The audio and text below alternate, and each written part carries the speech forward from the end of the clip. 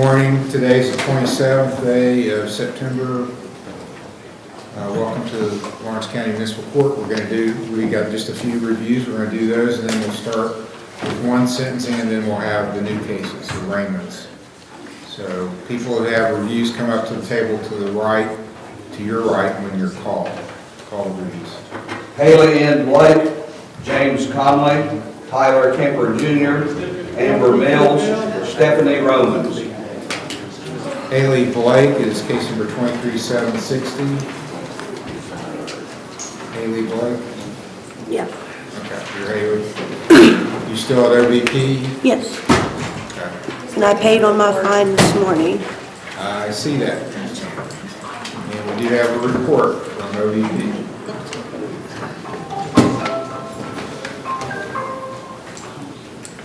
And it says you're doing well, so very good. You've got community service to do. I know, yeah. Okay. And we've got, when is it? It's going to be not tomorrow, but next Saturday, and the Saturday after that will be double credit. So you get 2 days credit for doing 1 day. Those are some township cleanup days, but you can still come here at 7:30. Anybody that wants to do community service can get 2 days credit on October the 5th and October the 12th. But you got 5 days you got to get done. You got 5 days of community service you got to get done. Yes. You understand that, right? Yes. Okay. Well, when can you get out here and do some? At the moment, the kids' father's not in the picture, so I'm the only one with the kids. So You don't soon, have other relatives that will help you? Or? I had to pay his sister $20 just to watch him to do this, but I am working on it, and I promise I will get some done. Okay.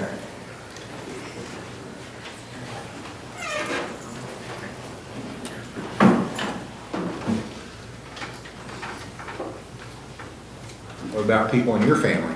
You got any family or? No, unfortunately, they don't help. Well, I'm sorry for that. Me too. I'm going to set you for November the 8th. That's a Friday. Okay. November 8th for your next review hearing. You're doing good on your counseling. Keep it up. What time? 9 a.m. 9 a.m. Okay. Yeah, all the reviews are at 9 a.m. Okay. Okay, Stephanie Romans is here, 173010. She's at Bethesda. And that's all we got to do is get that taken care of. And you're back in residential.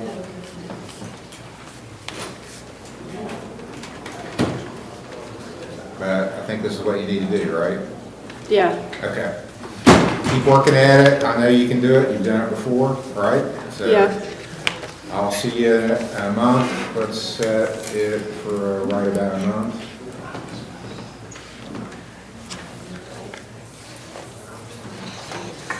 October 28th. Okay. Thank You you. can do this. Thank you, sir. You're welcome. James Conley.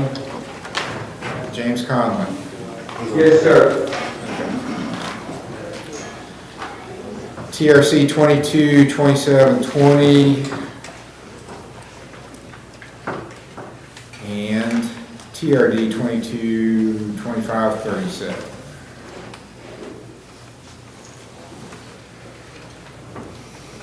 Okay, you still got some community service to do? Yes, Your Honor. Where I broke my hand, it's kind of limiting me on what I can do. I mean, I can still go down there and I've been working at the dog shelter in Southern County. I can still go down there and clean windows and stuff, but it's like I can't really do too much. I mean, I can try to get out there with a broken hand and help them, but she told me to, if I could, just wait until my hand is better. That way I can do everything that she needs me to do when I come down there. Who's she? You said she, did you? The person It's who's all Denise, okay. yeah, Denise it's Balls. something Denise. He's doing it in Portsmouth, Your Honor. Oh, of course, okay. How, are you in a sling?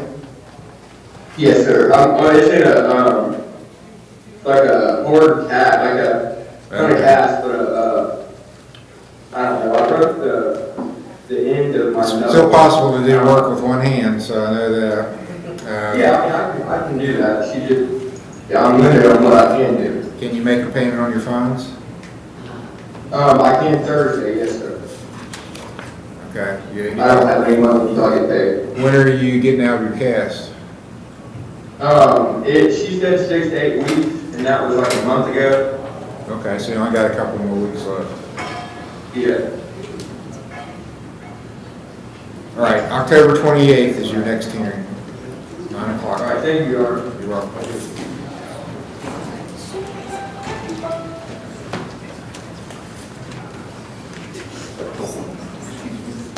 Tyler Kemper Jr., 23,630.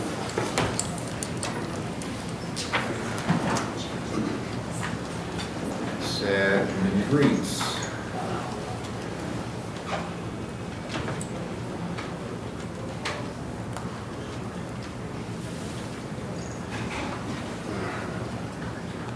Okay, sounds like you're doing well. They're still working with you on some things though, sounds like? Yeah. I just completed the program and I got a job right now, so as far as my fines and stuff, I can start paying on that. Okay. You got one more day of community service to do. This doesn't say you're finished. Do you think you're finished with minute read? He has graduated, Your Honor. I believe I sent his graduation certificate into Mr. Major. I can double check that and get that sent in either way. I don't have it here, so. All right, I'll get that sent to him today then, but he has completed. Do you know if you have a certificate of I thought it was graduation? in the file, Your Honor, but I'll have to look. If not, I've got it. I know they sent it to me. Okay, all right, we'll get it filed then. Okay, you still have your fines to pay and one day of community service to do. Okay, I'm gonna go in November for you. What's your work schedule? I'm free Thursday and Friday. I'm off. Okay, so Friday's better for you. November the 8th, that's a Friday. All right. Thank you. November the 8th, 9 o'clock, and actually if you get everything finished before then, you don't have to show up on that date. So do your one day community service, pay off your fines, you don't have to show up. If you haven't done it, you gotta show up. All right. Thank you. You're welcome. Thank you, Your Honor. You're welcome. Amber Mills is here. She's at Bethesda, 23,621 and 23,556. Got a report. Sounds like you're still working on stuff, but you're compliant with what they're asking you to do, so. Can you pay anything on your fines? I can Wednesday. Okay. All right, are you working? Yes, I'm working at St. Mary's in Huntington. What's your schedule? What's better for you? I'm Mondays or free Fridays? on, I can do Fridays or Fridays Mondays. are better? Okay, I'll make you November the 8th also. That's a Friday. Thank you, Your Honor. November the 8th, 9 o'clock. Thank you. You're welcome.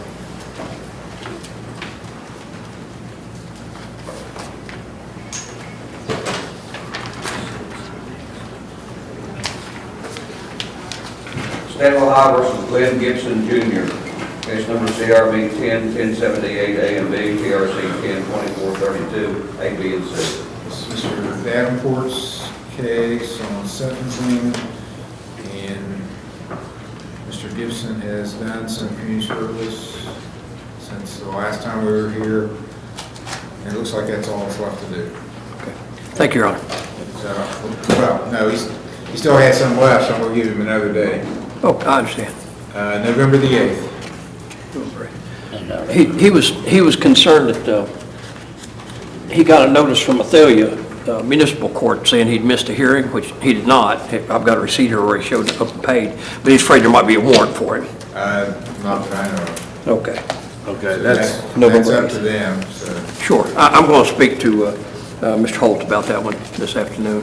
okay. But thank you, Judge. You're welcome. November the 8th is the next hearing. Okay, the next thing we're gonna do are arraignments, so anybody out in the hall that's got a new case, they need to be in here now. arraignment, missed a hearing, or warrant. When your name's called,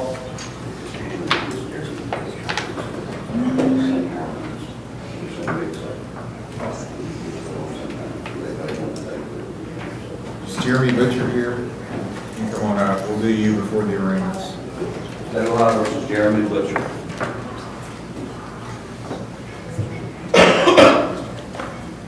Okay.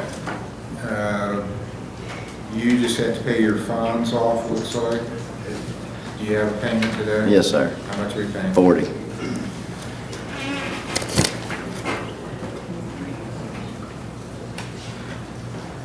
Okay, and this was a review today. It's the case number. 19483.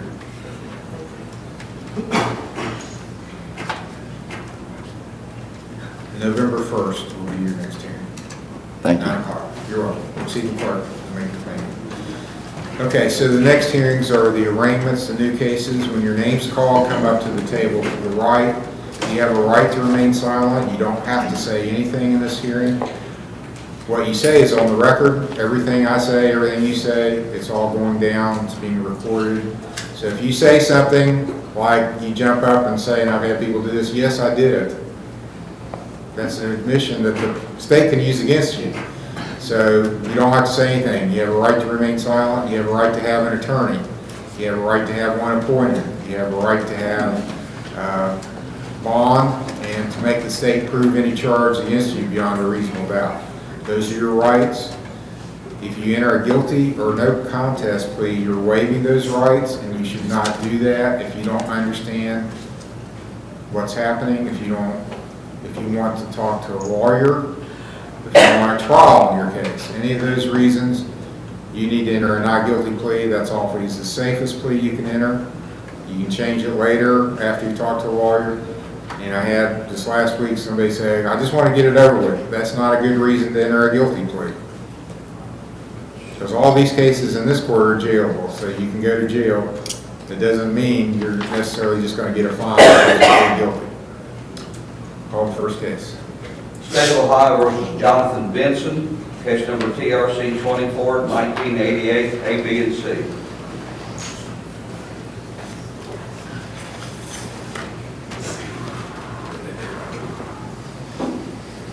And you're Jonathan Benson? Yes, sir. Mr. Benson, it's alleged that on September the 22nd at 4:17 a.m. in Rome Township, you were operating a vehicle while you were under the influence of alcohol. And it's alleged this would be your third offense within the 6-year look-back period. So on a third, the penalties go up each time you have a conviction. So on a third offense,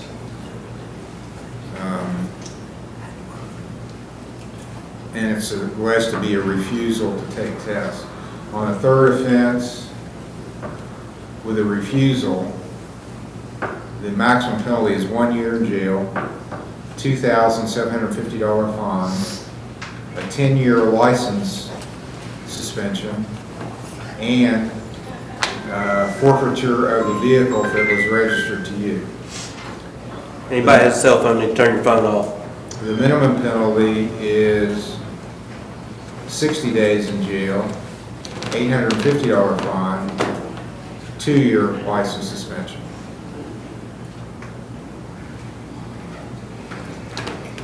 Do you understand that charge and the possible penalty? Yes, sir.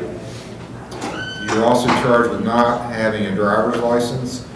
That is an unclassified misdemeanor. Maximum penalty is 500 hours of community service and a $1,000 fine. That's the most the court can impose. And you're also charged with failure to control your vehicle. That's a minor misdemeanor. Maximum penalty is a $150 fine. So you've got 3 charges pending. Do you understand the charges against you? Yes, sir. And do you understand the rights you have as a defendant? Yes. How do you plead to these charges? Not guilty. Do you wish to be considered for a court-appointed lawyer? No, sir. Have you hired a lawyer? I'm in the process of doing it. I'm going to enter a not guilty plea for you. And are you working? Yes, sir. Mondays or Fridays are the dates to come back. Do you have a preference between those It'd be Monday. I work out of town, sir. Monday's So, better. Fridays would be. Fridays are Yes. better.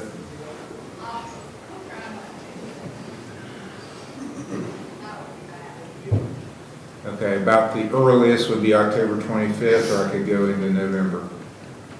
Well, November, please, if you don't mind. November 1st. It's going to be your next hearing. It'll be a pretrial at 10 o'clock on November 1st.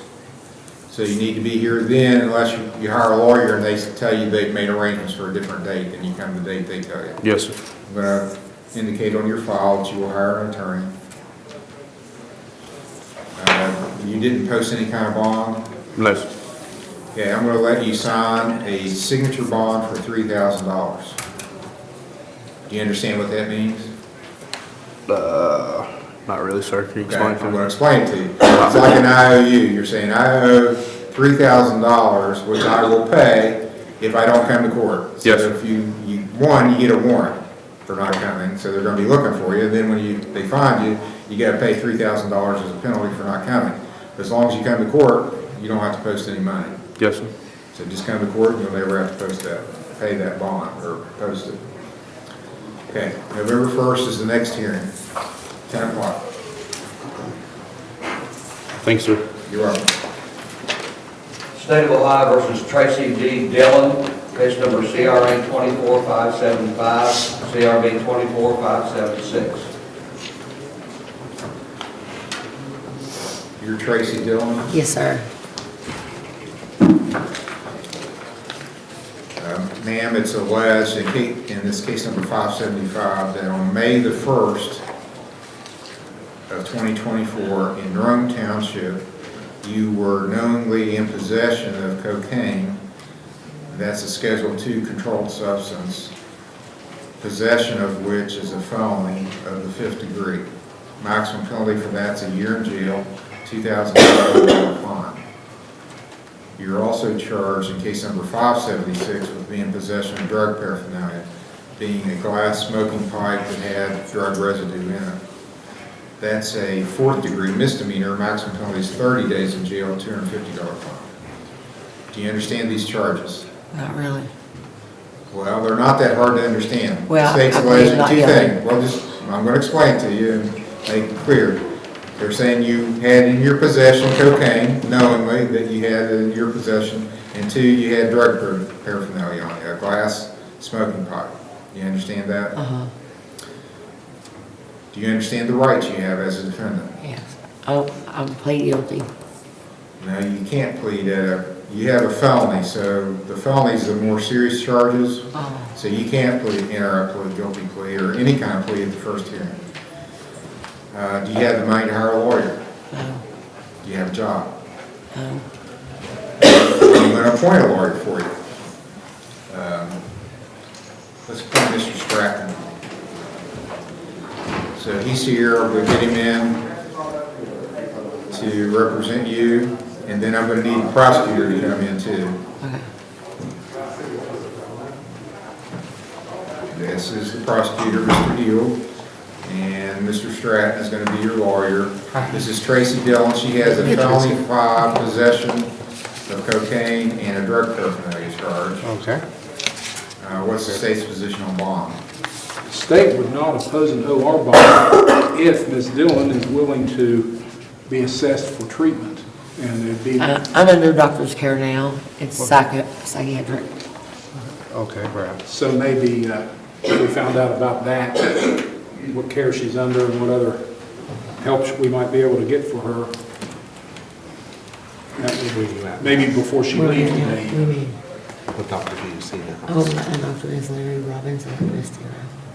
She's at Prestera right now, you know? Okay, they treat, Both. that's an appropriate place for her to go for the assessment. So I'm going to let you talk with Mr. Stratton. He can fill in more details. I'll try to make this quick, but it's a little bit complicated. You're charged with a felony. There's 2 types of criminal cases, misdemeanors and felonies. A felony is where you can go to prison. The punishment can be prison. A misdemeanor, you can only go to the county jail. You're charged with one of each. You got a misdemeanor and you've got a felony. Felonies are so serious you have to be indicted by your fellow citizens. That's called a grand jury. They meet in secret, but they only meet with the prosecutor. They only hear what he says, is the evidence they have. they have to put their seal of approval on it and say, yeah, we think this person probably committed this offense, so we're going to indict them. That's what a felony charge is. So what the state is saying today is, if you will go to treatment, and if you're successful, I think probably they would dismiss the case down the road someplace. You won't have any record of a felony, and you won't get indicted. So your case is going to stay here. You'll go to treatment. You'll come back before me periodically. I'm going to check the reports and see if you're doing what you're supposed to. If you're getting clean and staying clean, that's what we all want, then your case will get dismissed. You can't get a better result than that. Okay. So are you on board with that? You okay with that? Yes, she is, Your Honor. Okay, so we're going to keep the case here. She can sign a $2,000 signature bond. She's going to continue to press care. Now, are they treating you for substance use also? Or just mental health? It's, they're for both. I see an Okay, attorney and a that's fine, therapist. because typically that's what we see. People have both things going on. It's not just one or the other. So but you got to make sure you tell them, and we may need to have her sign a waiver so we can get reported. You're going to have to bring me reports as to what you're doing. Okay. You know, I need to see what they're doing, and the prosecutor wants to see it, what you're doing. How long do you want me to wait? No, you just keep going. You have an appointment set up now? You've been She going goes every 2 weeks, Your Yeah, Honor. the 10th I go back. Okay, are you in, do you know what MAT is, medically assisted treatment? Are you taking Suboxone or anything like that? No? Okay, that's fine. But I need reports from Prestera as to what your treatment is and how you're doing. So Okay. you may have to sign something in probation for them to release that information. Okay, we'll go over there after we leave here. Okay, and then we'll need to come back. Probably after the 10th would probably be the best. I'm sorry? After the 10th, after her appointment. Okay, yes. That's when her next appointment is, October 10th. Yes. The 15th would be good if we think we could get a report by then. That's a Tuesday now, that's not, because the Columbus Day is the 14th. Yeah, I'm good on that Tuesday. Okay. October the 15th is going to be the next hearing. It will be on the docket as a preliminary hearing and pretrial at 10 o'clock. All right, thank you, Your Honor. You're welcome.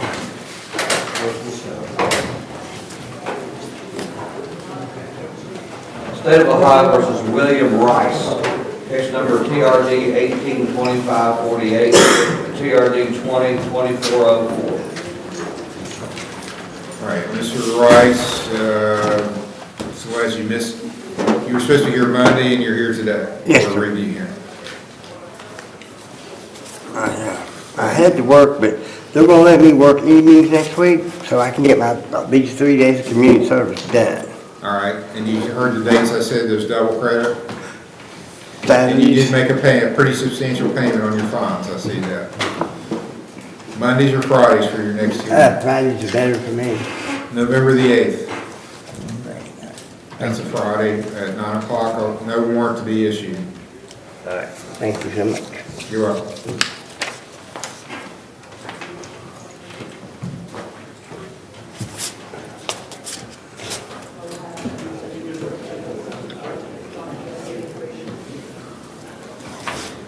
Ohio versus William Kaplinger, case number CRB 111152, A, B, and C.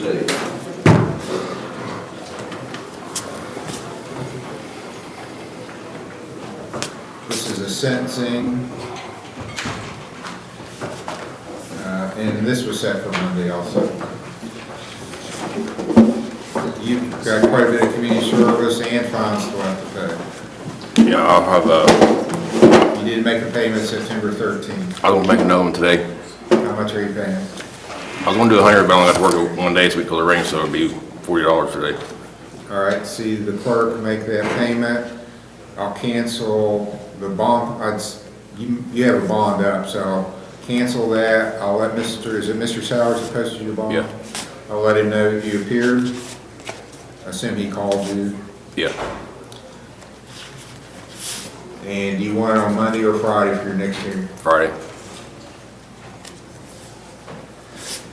November 1st. 9 o'clock, that's a Friday. I'm sorry, 10 o'clock, because you have a bond up, so it'll be sentencing. So 10 o'clock, November 1st.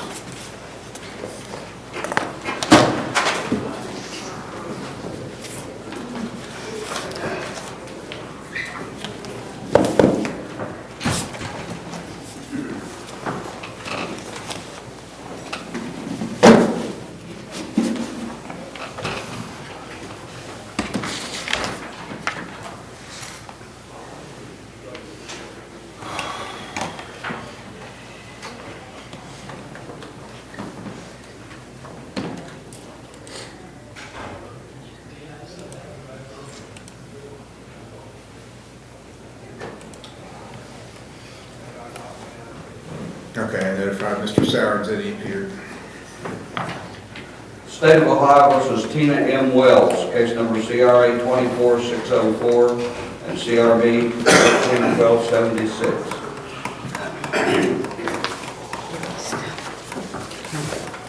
Those church papers. Okay, you got a new charge and an old charge. Yes. 24604 is the new charge. Yeah. I was in the psych ward from September 5th to the 20th of September. Okay. This is a possession of drugs charge. September, it's alleging, have you received this? Have you Yes, seen sir. this charge? Okay. It alleges September 4th, 2024, Windsor Township, you knowingly were in possession of cocaine. It's a Schedule II substance, possession of which is a felony 5. Maximum penalty for that's a year in jail, $2,500 fine. And that looks like it's the only charge you have. Yes, sir. And then you've got an old case, 14-1276. You had a review hearing September 9th, Yes. and you missed it, you said you were in the hospital. Yes, sir. Okay, and that was on a theft offense. Okay, do you have the money to hire a lawyer? No, sir. I paid my fine on the old old charge. case? Yes, sir. $20. Okay, I'm going to appoint Mr. Smith. I see he had represented you once in the past. So I'll appoint him on this new case. I'm going to give you back your hospital records that shows you were in the hospital at the time your last hearing took place. She's got a felony 5 possession charge. Yes, sir. Looks like there's mental health issues. She was hospitalized at King Stars. State's position on bond. We'd like to have her be evaluated to see what kind of treatment she might need. And if she's willing to cooperate with that, then we don't have a problem with an OR bond. Yes. Are you getting treated now, ma'am? I'm still with my Hodgins. You told me I could quit, but I never quit. Okay. Because I never did quit. Are they helping you with getting mental health treatment? Yes. Okay. All right, I'm okay with you staying there. I'll let you sign a $2,000 signature bond. Stay at Mahajin. You know they need to give me reports as to what you're doing. Yes, Your Honor.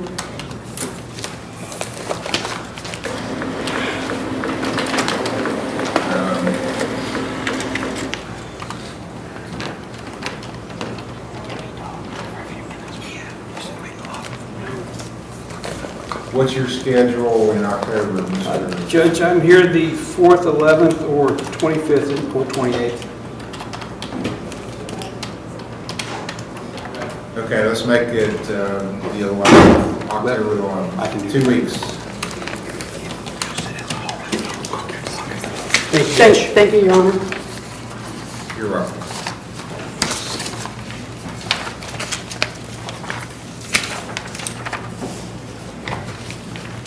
So, both our cases intercept for October 11th at 10 o'clock. What's the case number, Your Honor? The new one is 24604. Here, Roger. That's a CRA case. Thank you.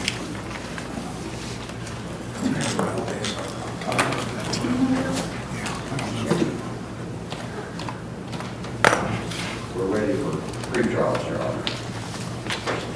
Okay, we're gonna start some pre-trial, so we need lawyers that want their cases heard, need to be in the courtroom, and the client. If there's anybody out in the hallway that's got a pre-trial, they need to come in. State of Ohio, Kyle Badgett. Case number CRB 24-492, A, B, and C. Different day. Kyle Badgett, Mr. Dyer's case. Do I need to do anything with her? Mr. Steyer in the courtroom.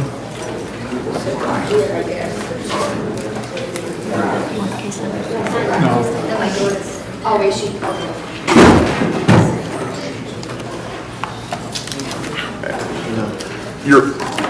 May it please the court, Your Honor, I've discussed this matter with the state, I would say backstage, but in the jury room.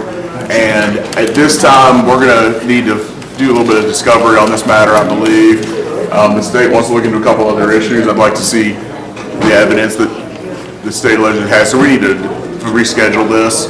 We will waive time constraints to keep that, to accommodate the court schedule. Okay. Could do the 15th, which is a Tuesday, 18th, 15th or after works. Does Monday or Friday make a difference to you? I'd say Monday almost. Would the Tuesday work for that? You need an actual Monday. Okay. We could do the 15th then, Your Honor, so right there. October 15th will be the next hearing. Be a pre-trial at 10 o'clock.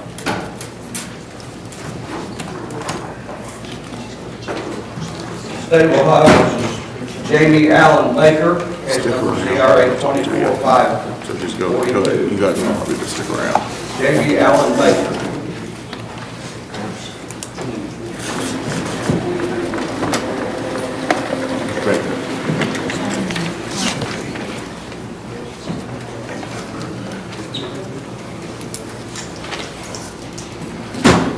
Your Honor, I believe we need to approach on this matter. Okay.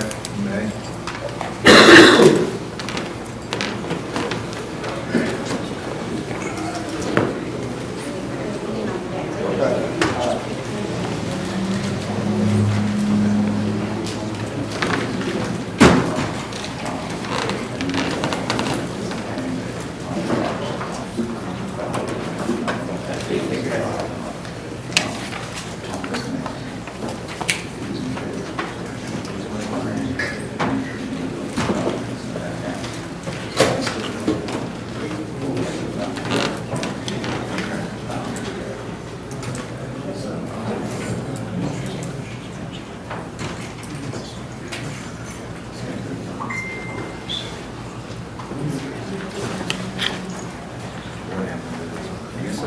No, I'm gonna go get it.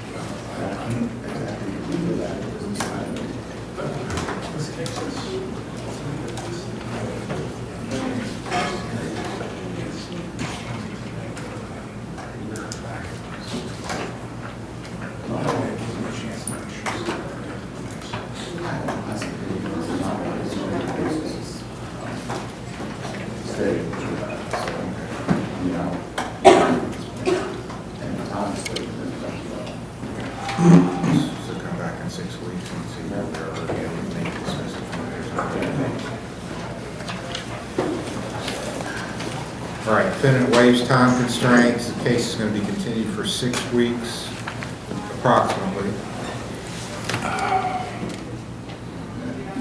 That lands approximately on November 1st. I'm on that docket already. November 1st will be the next hearing, 10 o'clock. If you want to stick around, I'll come talk to you a little bit. Can you write that down for me? Yeah, we can write that down. Hang on. Thank you. I think I have one more case to be called here, and then I'll come out and talk to you. State of Ohio versus Trevor Dement, case number CRB 24344, CRA 23514, CRB 21167, CRA 2321, CRB 2322, CRB 19667, CRB 19570. Trevor Dement. Trevor Dement. Your Honor, Mr. Dement does not appear to be here today. Not checking, Your Honor. Okay, there'll be a bench warrant issued, and I think he has a OR bond, I believe that's what I'm showing. I believe so, Your Honor. Yeah, there'll be bench warrants issued for failure to appear. Thank you. You're welcome.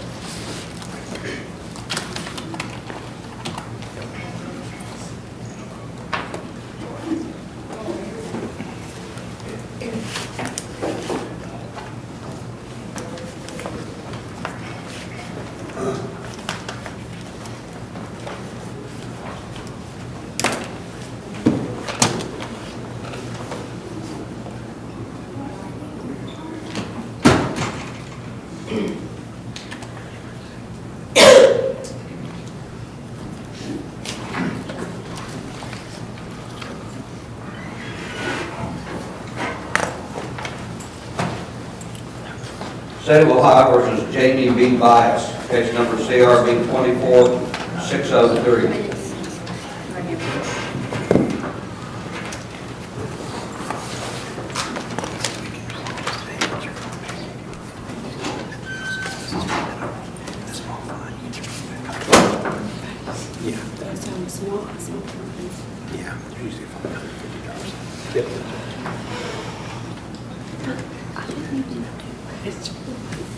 Yeah, let me find out. Hold on here a second. This is Mr. Smith's case, it's set for a pretrial. I think we have a resolution, Judge. I spoke with Mr. Hill earlier today. I spoke to my client. This is an import trespass. I believe the state would recommend a 30-day jail sentence, all of which would be suspended, fine up to the court cost, and a stay away, or I guess from this residence. I want to, is Hannah Ferguson here?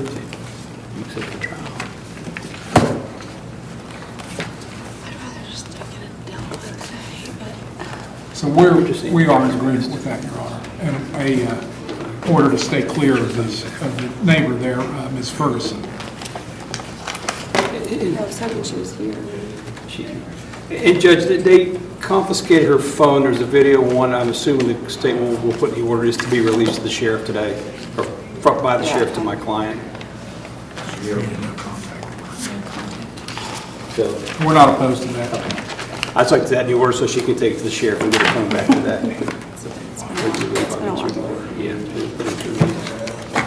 Okay, so what plea does she wish to enter today, Mr. Smith? No contest, stipulation of finding guilty. Is that correct, Ms. Potter? Yeah, no record. You have a right to make a statement if you wish, you don't have to. Do you have any statement you wish to make? It's okay. All right, I'll accept your plea. I'll impose a $100 fine and court costs. 30 days in jail, suspended. Order to stay away from Hannah Ferguson. Order that the mobile phone Yes, sir. of Jamie Bias be returned to her from the sheriff.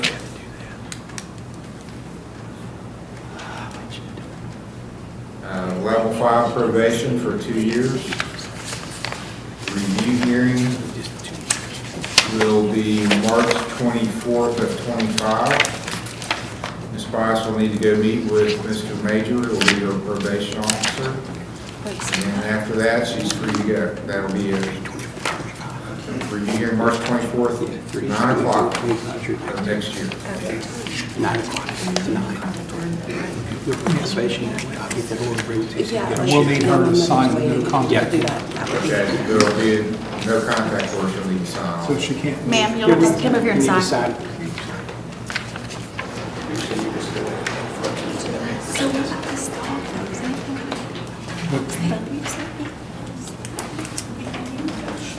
The deputies have been there since last time. Maybe it just has a cry. This sounds bad. Yeah. State of Ohio versus Constance Davis, case number PRC 241751, A, B, and C. Constance Davis. It's Mr. Smith's case, pre-trial.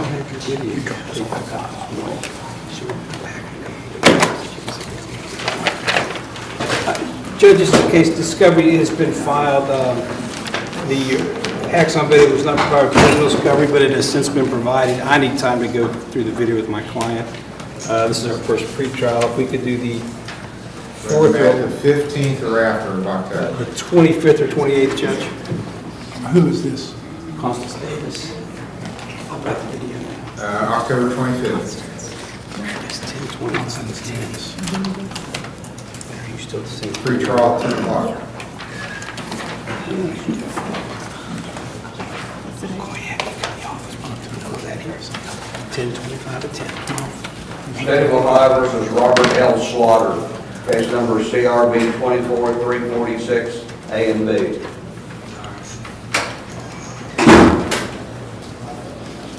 Robert L. Slaughter. This is Mr. Smith's case. My notes on it was it would be, could be dismissed today with payment of cost. Cost is not been paid. They have not been paid yet. He does not have it with him. But if you want to come back and get the calls, put him on. He can pay it today. He cannot. Can he pay it by 4? He says not today, Your How Honor. much time does he need? Does he want to pay the cost? I'm gonna pay the cost. It'll probably take me about 2 weeks when I get paid again.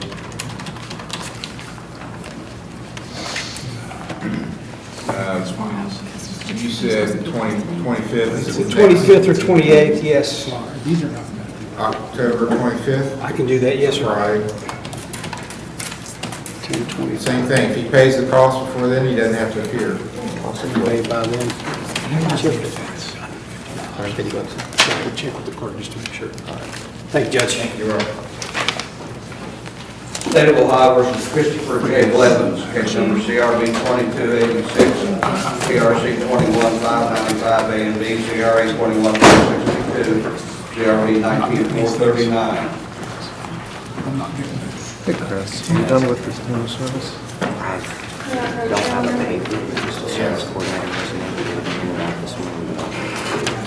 Christopher Blevins is at OVP, and he's being represented by Mr. Stratton. So is that done? Nah, I still have 15 hours left. He still has 15 hours community service left, Your Honor. Okay. How much money do you have? $50. He has $50 to pay on his fines today. All right, very good. That's good. 22. His report from OVP is good, his screen is good. 26. 86. Okay, good job. Thank you.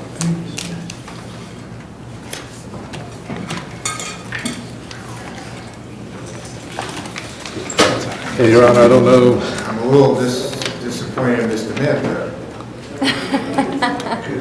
Mr. Gill. Oh, yeah. Well, you know, we got It was Reed kinda- Carrico playing up there. Yeah, we got Reed. And he's doing really well, so we're happy about that. He was Is never he going gonna to change how people act up there then? Oh, Well, you know what, he's They're a really gentleman, jerks. there's no question he knows how to behave, so maybe he'll bring a little civility up there in Morgantown. It would be a hard job, but if anybody could do it. Yeah, I mean, he'll have to work on it 24/7.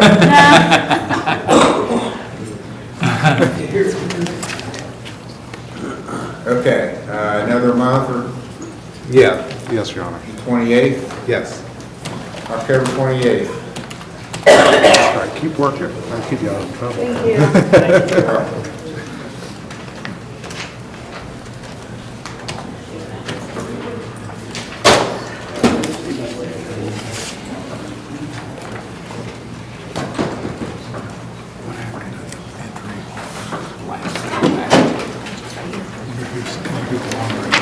State of Ohio versus Troy Dwayne Edwards, case number CRA 24594. Just hit I'll do them all together. This is Mr. Sheridan's case. Do we have a letter from OVP? Are you supposed to fax it or something? I told him I had court. Do you have a letter from OVP, Your Honor? I do not. Mr. Min is here. Who is it? Troy Edwards. Troy Edwards. Which one are you going to? OVP in Parkerville? Okay, let me call down there. All right. Okay, we'll recall this Yeah. for a report. Yeah. Have a seat. We're just going to recall. State of Ohio versus Caleb C. Lawson, case number CRB 24567. Caleb C. Lawson. Mr. Stratton's case, pre-trial.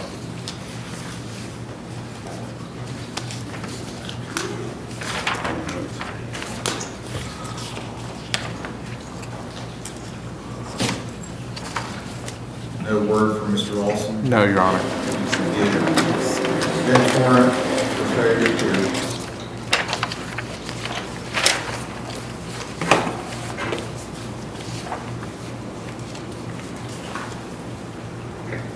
State of Ohio versus Darrell W. McFan, case number CRB 24586. Darrell McFan. It's also Mr. Stratton's case. He has a bond up.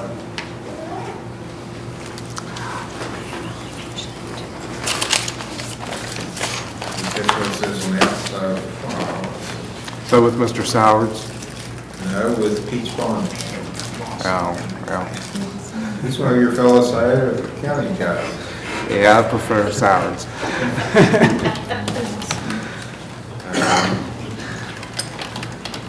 Yeah, he's got a bond up with Peach Bonding for $1,000. He hasn't appeared, assuming you haven't had any contact? Or? No, Your Honor. Okay. Bench warrants today for failure to appear. And we'll need to let Mr. Peach know. And set it for a bond forfeiture hearing. Just give more time because I'm not sure about Mr. Peach's availability. October 28th. Okay.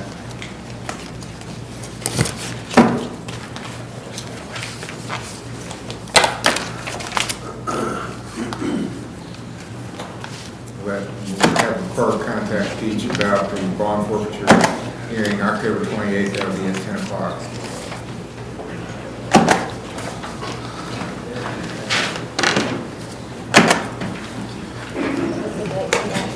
October 28th. Okay.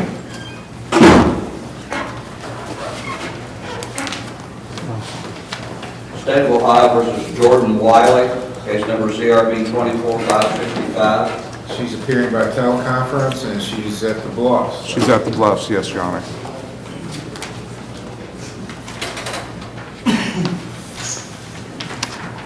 I don't know if you received a report or if somebody can give us a report where she's at the Bluffs. All right. Ms. Wiley, are you at the Bluffs? Yes, sir. Okay, how's it going? It's going very well. Good. Is there anyone there from the Bluffs that can give us a report as to your progress? She said no progress, excuse me, but she can send it. Okay. And I'm not with them right now. Where are you right now? I'm at the Bluffs, I just mean I'm not with my case manager. Okay. Mr. Hill, do you have any input on that?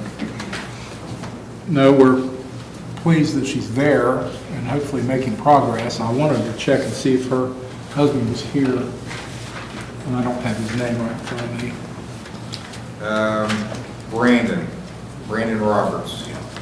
I guess he's not here. So we're okay with continuing on with her in treatment as long as there's a time waiver. Yes, that's no problem, Your Honor. Okay, and I feel pretty confident after this question, from my memory, what's your due date?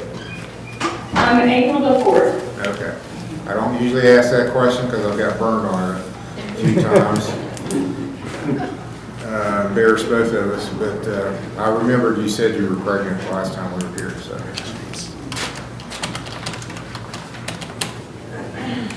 Have they given you any dates as to how long they expect you to be there, or? As of right now, I believe it's October the 5th to be 30 days. Okay, and that's when you'll be discharged? Yeah. Well, let's come back on the 4th, if Yeah. they're available, so we can get a plan together as to what's gonna happen when, do you have a plan as to what's gonna happen when you are discharged? I'm just gonna go stay with my mom, so I'm not sure how long the protection order against Brandon is. I talked to her, and then I'm gonna continue IOP and intensive outpatient care Okay, where's your mom live?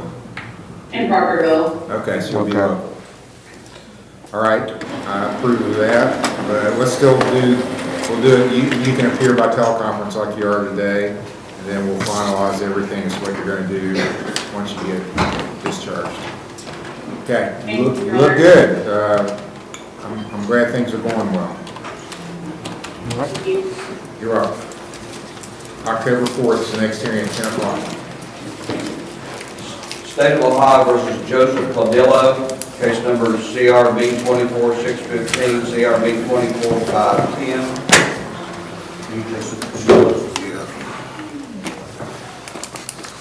This is a new charge. I don't know, George. Okay, there's For the a new violation charge protection here. order. She No, wait. okay. Wait. Your Honor, we acknowledge receipt of the complaint for the new charge, waive reading of the complaint, and our plea of not guilty. Okay. I heard it, I was wanting it to. Okay. Is this with OVP, right? And he has an appointment with OVP, Your Honor. I have that, and I've got the thing from Wendy's. Is Claudette Gibson here? This is, he didn't think much of this. Well, we didn't really talk about everything in our report itself, but he doesn't think much of this. Okay.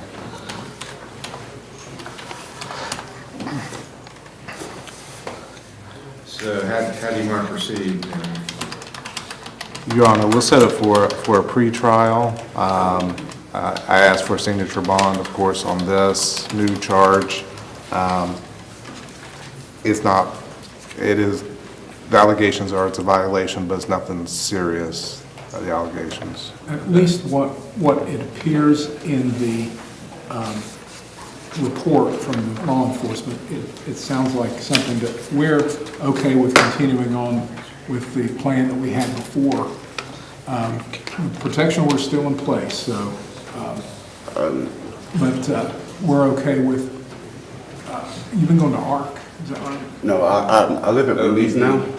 He has, OVP? he has an appointment with the OVP on the 3rd. Okay, so we're okay with continuing that, and we'll ask for a time waiver. We do the 15th then? Yes. Yeah. October 15th will be the next hearing. Yes, sir. October 15th. Okay, all that's yours. Your Honor, Did you sign a bond on this new charge? Yeah, we'll make it sign right there? 1,000 OR.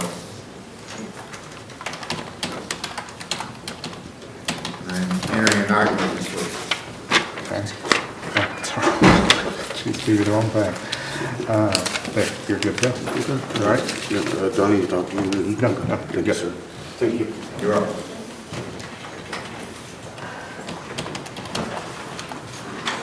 Laura Ross.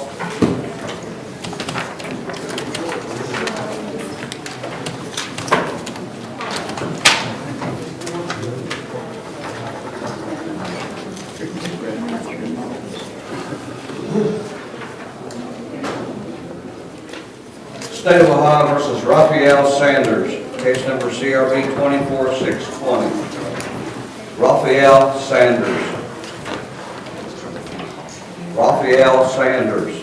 This is an arraignment, Your Honor. Raphael Sanders, come up to the table to your right.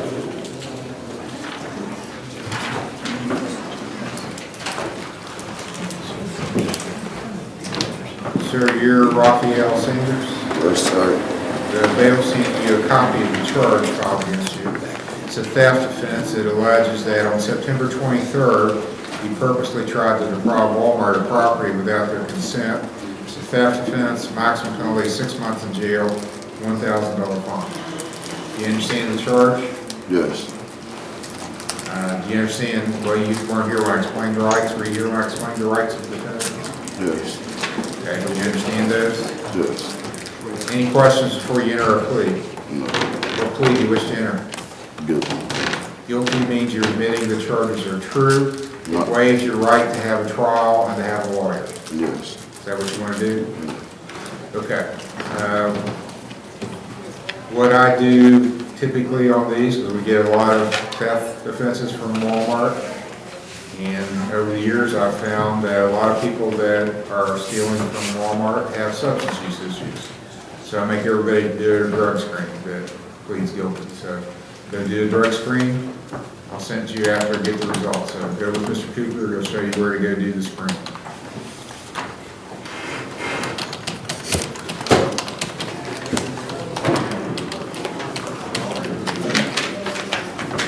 State of Ohio versus Kaylee Canterbury, case number CRB 24619.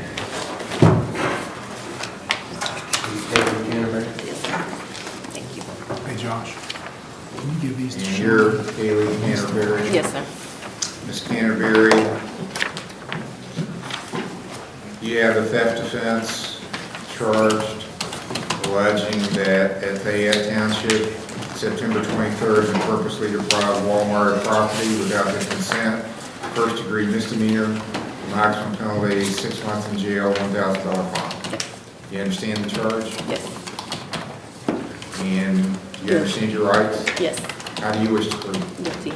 Guilty is an admission that the charges are true, waive your rights to trial Yes. and a lawyer. Yes.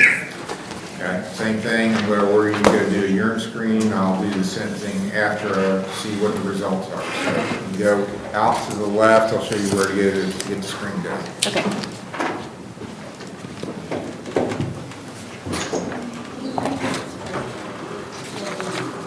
State of Ohio versus Robert A. Hill, case number TRD 24335. Robert Hill.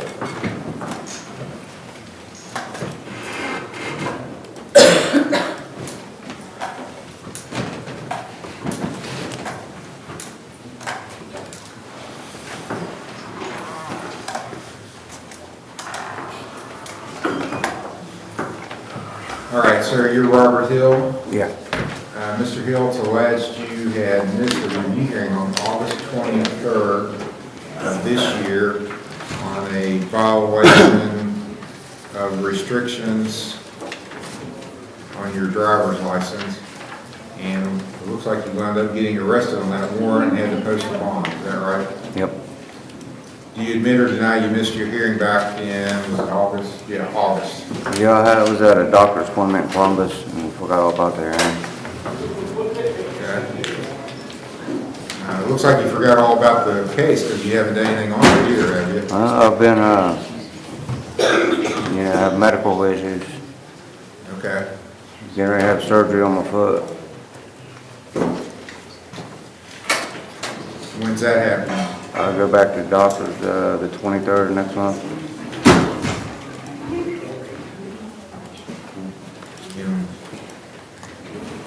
Are you going to be in a cast or what are you going to do? Well, actually, I'm supposed to have a boot on right now, but, it kinda got cut off, last Thursday. Okay, well, I'll continue it for a while, but and put you back on the docket. So you don't have a date yet for surgery? Just waiting, they said he's waiting on everything to heal up before they went and done anything, because they sweat infection set in. Okay, well, let's set it for October 25th. We'll get you can give me a report as to what the doctor says. So we're going about a month out, set it for another hearing for sentencing at 10 o'clock. And now you've got a bond up, so if you don't show up then, Mr. Sowers is going to come pick you up and take you to the jail because you didn't show up. So you got to show up regardless of what's going on. Okay? October 25th, can you write that down for me? October 25th, 10 o'clock, is your next hearing for sentencing.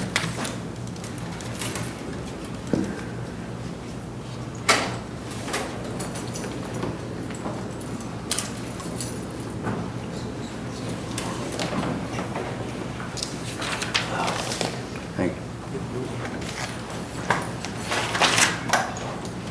State of Ohio versus Timothy Luckett, case number PRD 21847, A and B. Timothy Luckett.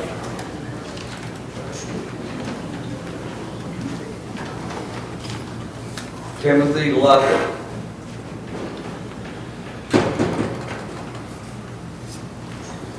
Timothy Lockett.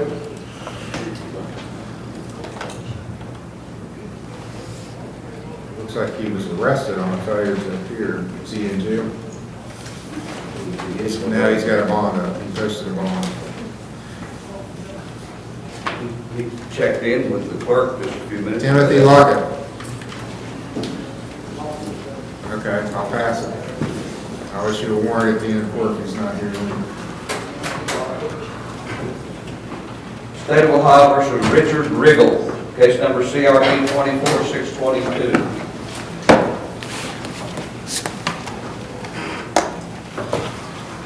Richard Riggle, is that you, sir? Yes, sir.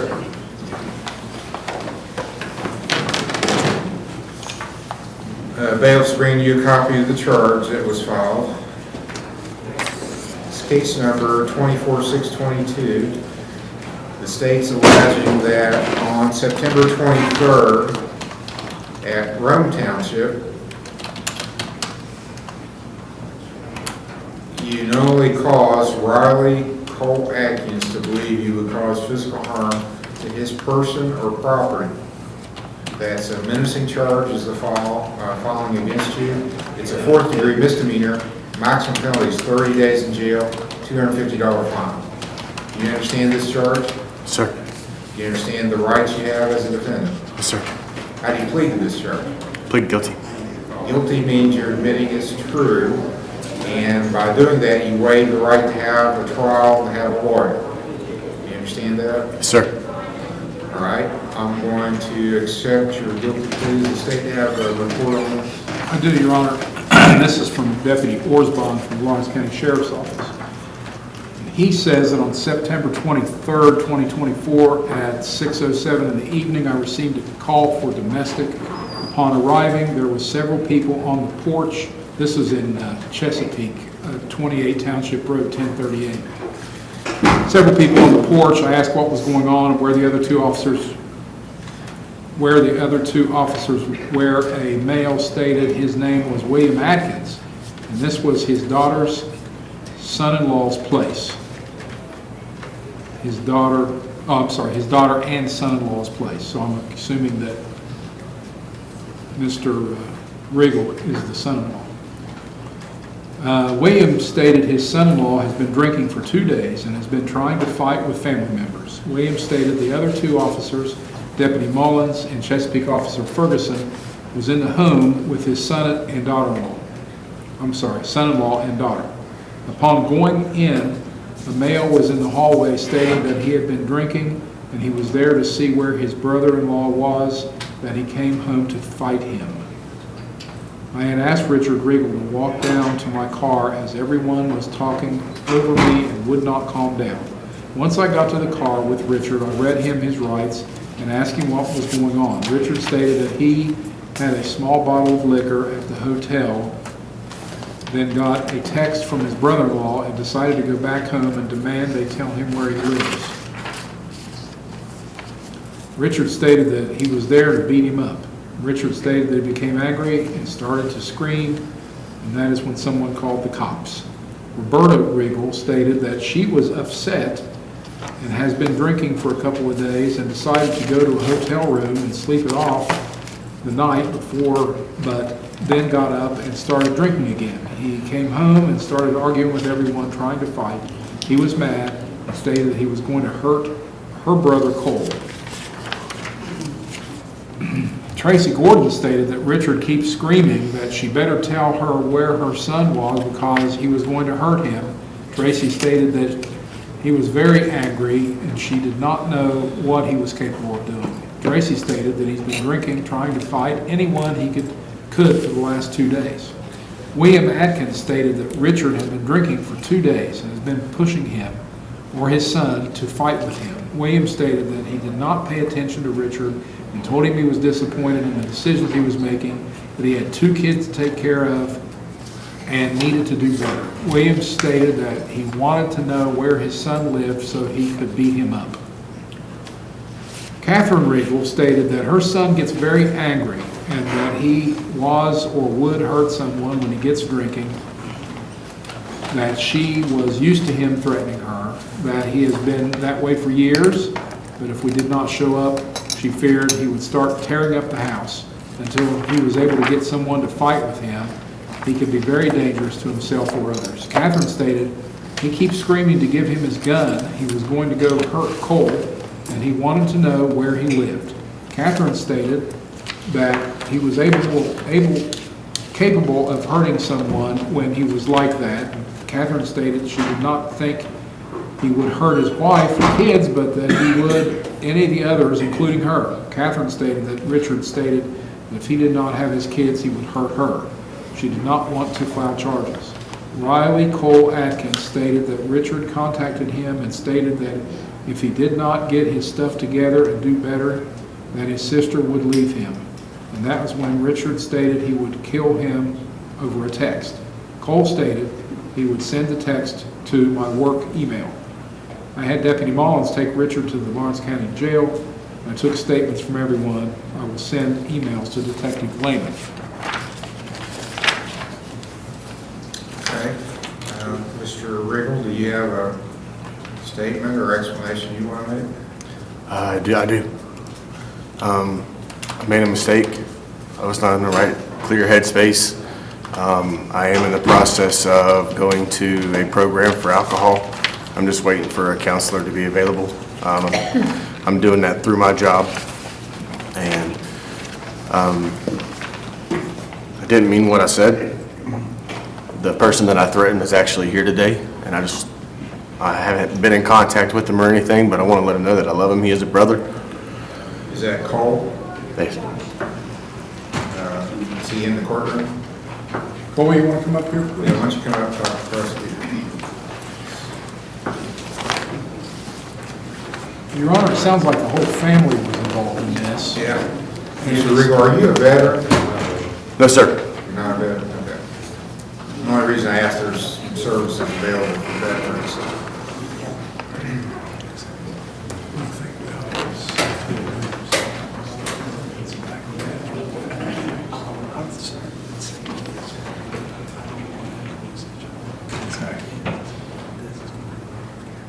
You did say you're working, Mr. Riggle? Yes, I have contacted through my HR department. My company has a program where through my insurance I can actually go get help with the alcohol problem that I have.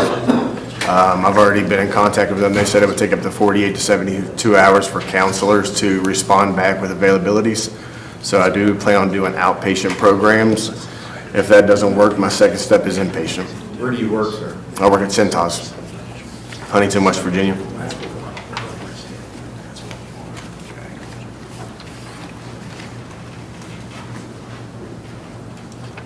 Mr. Hill? Your Honor, Cole Atkins just spoke with me, and he's very concerned, doesn't want Richard to lose his job. It's encouraging that he recognizes that he needs to get some help for this. What we would like to do is delay the sentencing and let him be successful in treatment, and then at a later time we can discuss the implications of this as far as his job, what impact this might have on him. As long as he does what everybody wants him to do, and that is to get a grip on this and address it and be successful, then we don't want to talk about having to send him to jail or anything like that. As long as he'll do what he says that he's setting out to do. Okay. That sounds promising. You're on board with that, I assume. agree with it? Yes, sir. Okay, I'm going to accept your plea. But I'm going to delay sentencing, let you go to treatment as you can arrange through your employer. Sounds like they're going to assist you with that. And I'm assuming also that they're going to allow you to keep your job as long as you're safe. Yes, sir. Okay, well, that's all good. And I encourage that. So what we'll do, we'll let you get that started and then come back in approximately a month, and then I'll need an update as to what's going on with that. So if you can get a report or whatever to bring, and that's going to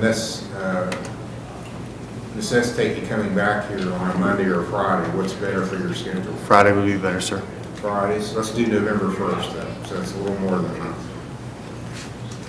November 1st will be your next hearing.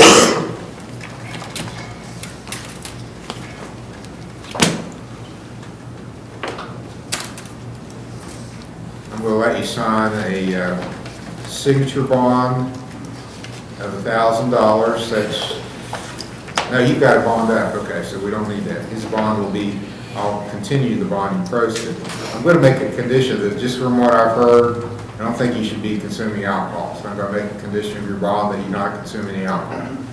I have wiped my house clean of it, so. Okay. I think that's a good idea.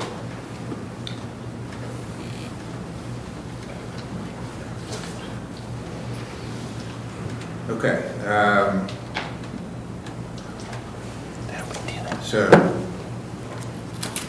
do this counseling. Let's come back then November 1st, see where we are. And the better you do on your counseling, the better I can do on the sentencing, to perhaps even the point of diverting it and not even giving you a record on it. So, I think that could be appropriate here. So, take this seriously. I'll just say this. The more recent scientific evidence on alcohol is there's no amount, they used to say a little bit of alcohol is good for you. It's good for your cholesterol and so forth. Now they're saying there's no amount of alcohol that's good for you. It's damaging to your chromosomes. It's poisonous. There's no amount you can take that's good. So I've even adjusted my own behaviors because of that. So I used to drink a little bit more than I do now. I drink very little. And I think for most people, there's some people that any amount is pretty devastating, just the way they react to it. So I'm one of those, so. yes, well, that's kind of what I'm thinking, just from what I heard about what happened. So you're not the only one. I mean, there's a certain percentage of people in the population that does not mix, and the way they behave after they start consuming alcohol is very detrimental and dangerous to themselves and other people. So you may be one of those people, and what I'm trying to say is not very well, is the evidence is even drinking a little bit's not really good for you. That's the new evidence. There's no amount you can consume that's actually good for you. It's all bad. So, sir, maybe the way to go for you is abstinence. So, all right, we'll see you on November 1st at 10 o'clock for a sentencing hearing, and see how things go in the next month. Hopefully well. Thank you, sir. Good luck.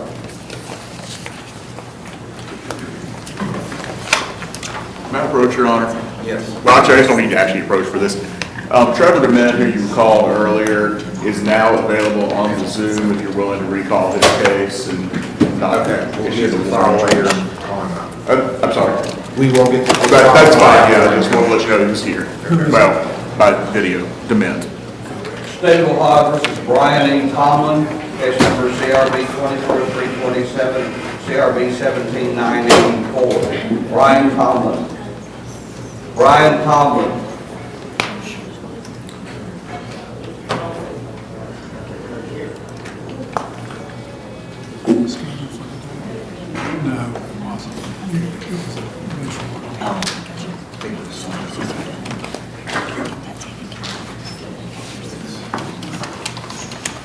All right, this is set for, arraignment on, you had a sentencing on September 20th, so 10 days ago. It's last you weren't here then.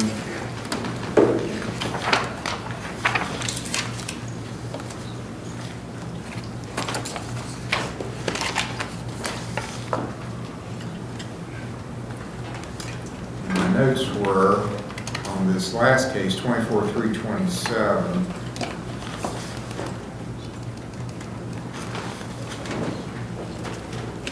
Your Honor, if I may, I have a note also. If this is the same Mr. Tomlin, on 8/12, he was ordered to be here at community service on 8/13 and was not here. Okay.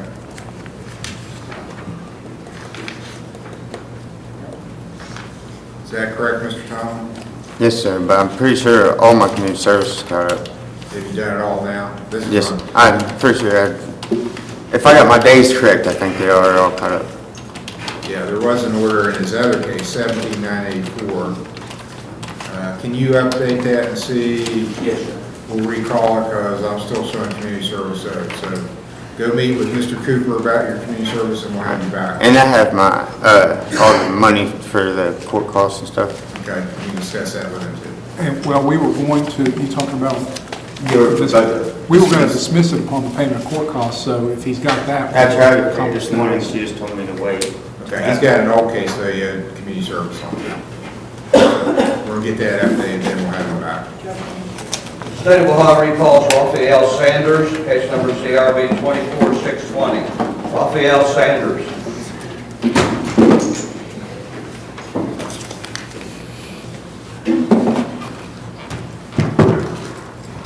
Okay, well, this is one of the reasons I do these tests. Have you seen the results? Yes. Positive for cocaine, oxycodone, and THC. Can I say something? Where do you live, Mr. Sanders? Huntington, West Virginia. Huntington? Yes. Okay, you used to live in Ashland? Because I got on the complaint, he has an Ashland address. No, they 2916 Monroe Street, Ashland? No, they made a mistake. Okay. What's your current address then? 622 2nd Street.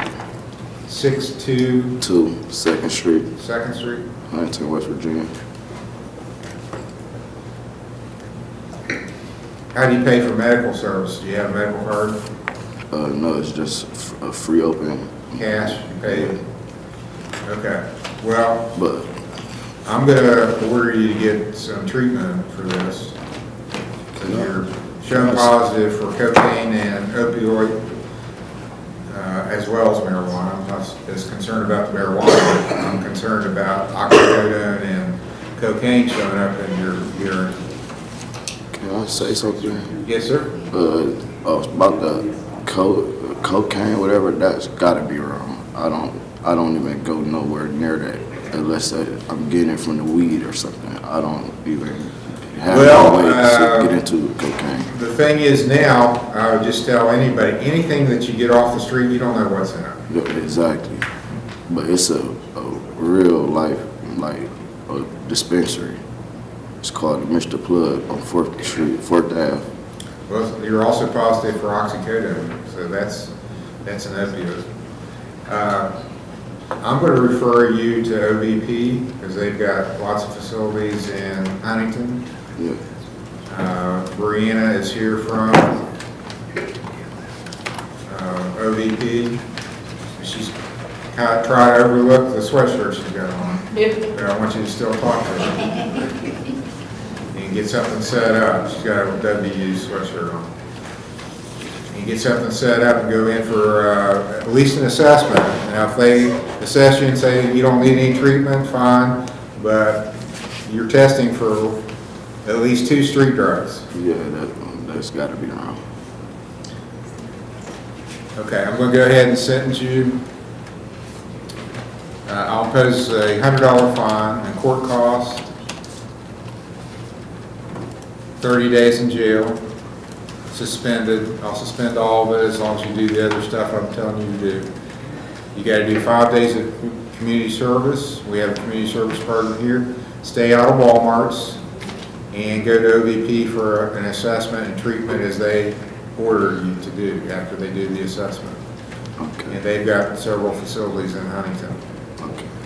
And I want you to talk to Brianna about that. She's here from OVP. I'll set your review hearing for November 1st. So first hearing is November 1st. You'll come back and she'll give me a report as to what you've done. If you went, if you didn't go, whatever. All right. She'll go out in the lobby and talk to you about this. Do you have any questions of me? And you also need to meet, it'll be 2 years of level 5 probation. You also need to meet with Mr. Major. He's the probation officer. All right. And his office is to the left. Brian, I'll show you where to go. Talk to him. That's Any fine. questions? Nope, that's Okay, fine. go talk with her and then Mr. Major, then you're free to go. All right, thank you. You're welcome. State of Ohio versus Kaylee Canterbury, case number CRB 24619.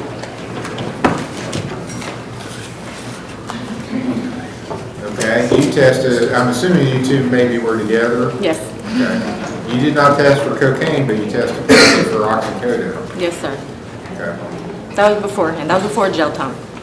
Okay, so I'm going to give you the same sentence. And do you have a medical card? Yes. West Virginia? It's through Kentucky. Kentucky? Okay. Yes. Well, hopefully they can switch you over, or they may be able, OVP may be able to accept Kentucky. Okay. So maybe that address that was on his was They your address? accidentally put it on his and the, yeah. But are you there now, or are you in Huntington also? This is my address. The Monroe Street? Yes, Ashland? 2916. Yep. Okay, well, then I'm going to refer, so you are a Kentucky resident. Yes. I'm going to refer you to ARC. That's who we use in Kentucky. Okay. They have several, ARC, Addiction Recovery Care. They have several facilities in Ashland, Okay. and they're legitimate treatment facility. They will definitely treat you with a Kentucky Medicaid card. Okay. You need to go tell them your court order from this court. We send several people there. And I'll make it a condition of your probation that you go there and get assessed and treated as they set up for you. Did you have a prescription for oxycodone? I did not. Okay. So impose a $100 fine and court costs, 30 days in jail all suspended, order to stay out of Walmart's, 5 days community service, go to ARC for assessment. Okay. Come back November 1st for your first review hearing, and ARC will give a report as to what you're doing with treatment then. So they don't have anybody here for you to talk to today, but I still want you to talk to Mr. Major, the probation officer. Okay. And he will have contact information for ARC, so if you, Okay. I mean, you can just Google it and it'll show up. Or he's got a card, it'll have Okay. address and phone number on it if you want to do it that way. Okay. 2 years of level 5 probation. Any questions? Nope. Okay, see Mr. Major, his office to the left as you leave the courtroom. Thank you. You're welcome. State of Ohio recalls Brian E. Tomlin, case number CRB 24327, CRB 17984. Your Honor, it's been updated. It shows he's done 1 day of community service since May, and that was back in June. He also told me that he went to Chesapeake for community service this past week, 2 days. I have no proof of that. He did not come here and sign in first. All right, and are you paying the costs on this one case? Oh, both of them. I'm paying both today. Okay, so 24-327 will be dismissed. Are you paying the court costs today?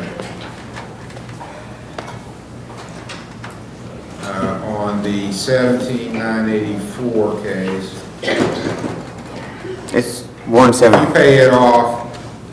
I'm going to give you another review hearing date. If you get the community service in here, you don't have to come back then. He told me to go get his dad and bring it back to me. Okay, I'll set it for October 28th. If you get the community service in here and... What, the papers from this week? Yeah. Do I have any left over? Just confirm with him or Mr. Major that you finished it. Then Okay. once you're finished, then you don't have to come back. Sounds good. But if you don't get that done, you gotta come back October 28th or you get a warrant. That's all right. Sounds good. It's the last Monday in October. Thank you, sir. You're welcome.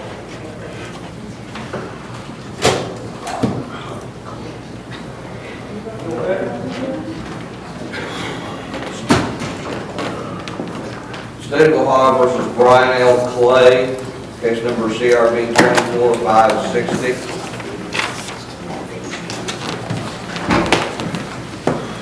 It's Mr. Smith's case for pretrial.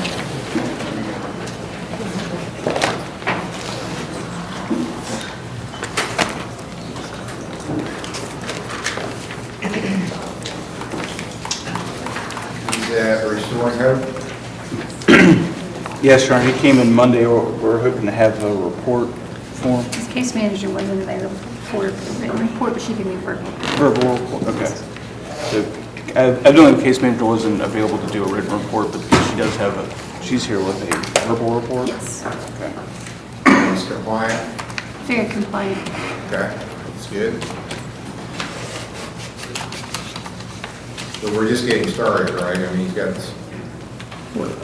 He's been with us for 11 weeks. He came in with a clean screen and has remained with clean screens the entire time. He's following all is he programming. inpatient or? Yes. Okay. How much longer is that gonna Our last? program is 6 months to a year. It depends on Okay. his level of care.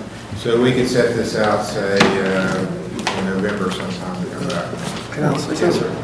I got a letter in my wallet from being on the, I just came in on my own, and that accident happened, to be out, to rental assistance for apartments, I just came here, didn't really have nowhere to get more financial stable, and I just waiting to get this over with. The gentleman there's disagreement, got brought out, he been here, I'm just trying to get out I just came in on my own, I came in clean, still clean. I don't have a problem with that part.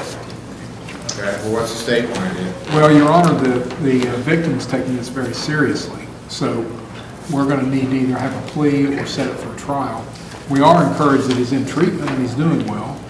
We want that too. But it's not one of those cases where you're going to dismiss if he completes treatment? No, but we would recommend, if he were to enter a guilty plea, that we would recommend a 60-day suspended jail sentence, and as a condition that he would finish his treatment. How long would that take for treatment? How long would that take for treatment?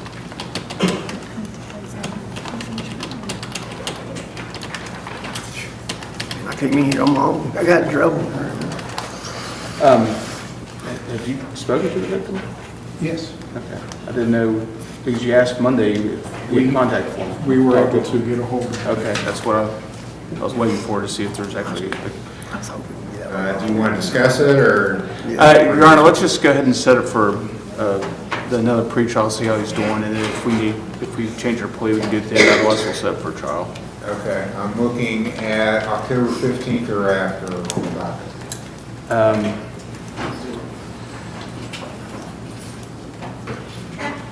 We can do the 15th, Your Honor. That's a Tuesday now. Well, oh, okay, I forgot what the holiday. 14th is Columbus. Right. No, the 15th is fine. Okay. October 15th will be the next hearing. Pre-trial, 10 o'clock.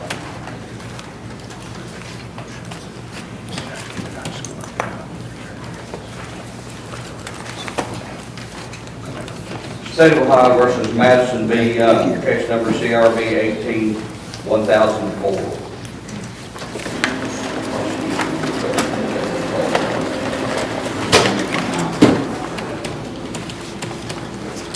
Madison Young.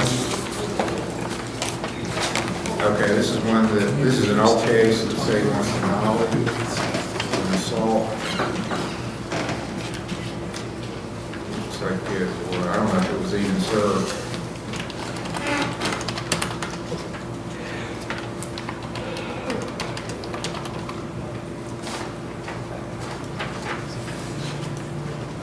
Summons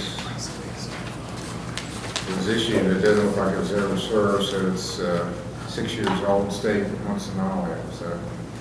Yeah, and if we need to refile it, if we find out otherwise, we can refile it. I'll sign the null.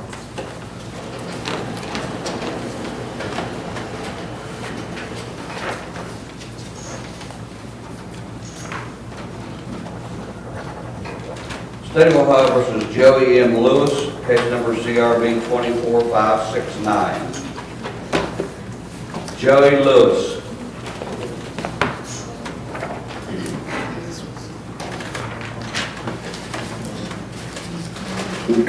Mr. Smith's case. Your Honor, I have not seen Mr. Lewis this morning. I'm not sure why he's not here today. He has a bond up.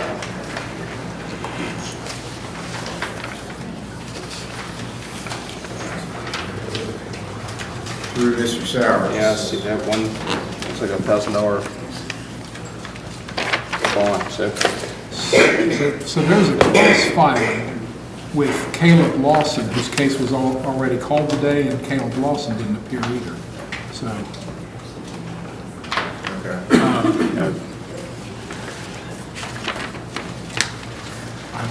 why is there? I'm not answering.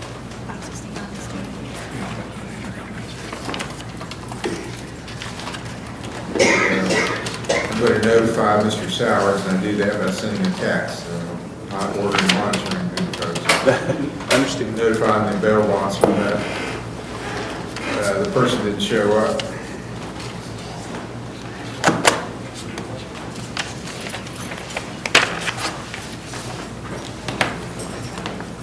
It's a little harder to do one-handed.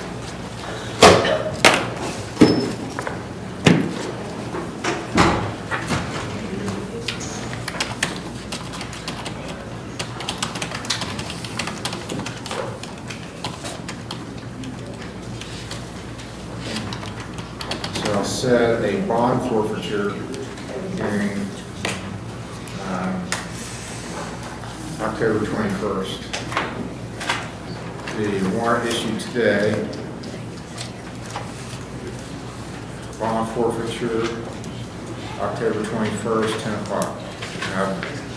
I'll notify Mr. Sowers. All right, thank you, Your Honor. If I can hear from her, I'll get in touch with them, I'll tell them to come in.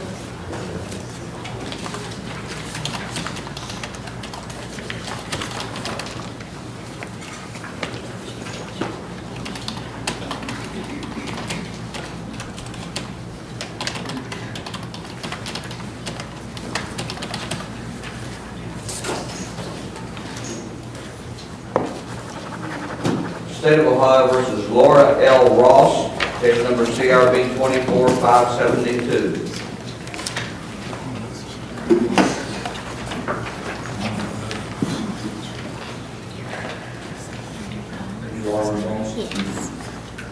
No, I said.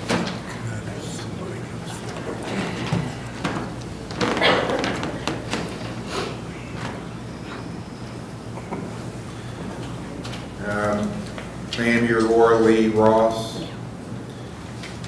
The state's filed a charge alleging that August 27th of this year, in Fayette Township, you purposely deprived Walmart of property without their consent. It's a theft offense, maximum 6 months in jail, $1,000 fine. You understand the charge? Yes. You understand your rights? Yes. How do you plead to this? No contest. No contest means I'm not admitting it's true, but I'm not denying it either. And I agree I can be found guilty if, Judge, if you believe what the state says they have as evidence is enough to convict me. You can do it without a trial and a lawyer. That's what no contest means. Is that what you want to do? Yes. Okay, I'll accept. Well, let's hear what the state says, then I'll decide if I'll accept your no contest plea. What's the state have to say? This is Deputy Orsbon of Lawrence County Sheriff's Office. August 27th, 2024, I was dispatched to Walmart for theft. Upon arriving into loss prevention, they had 2 females. As I was processing them, a 3rd female was caught shoplifting. It's the most busy department in the whole store.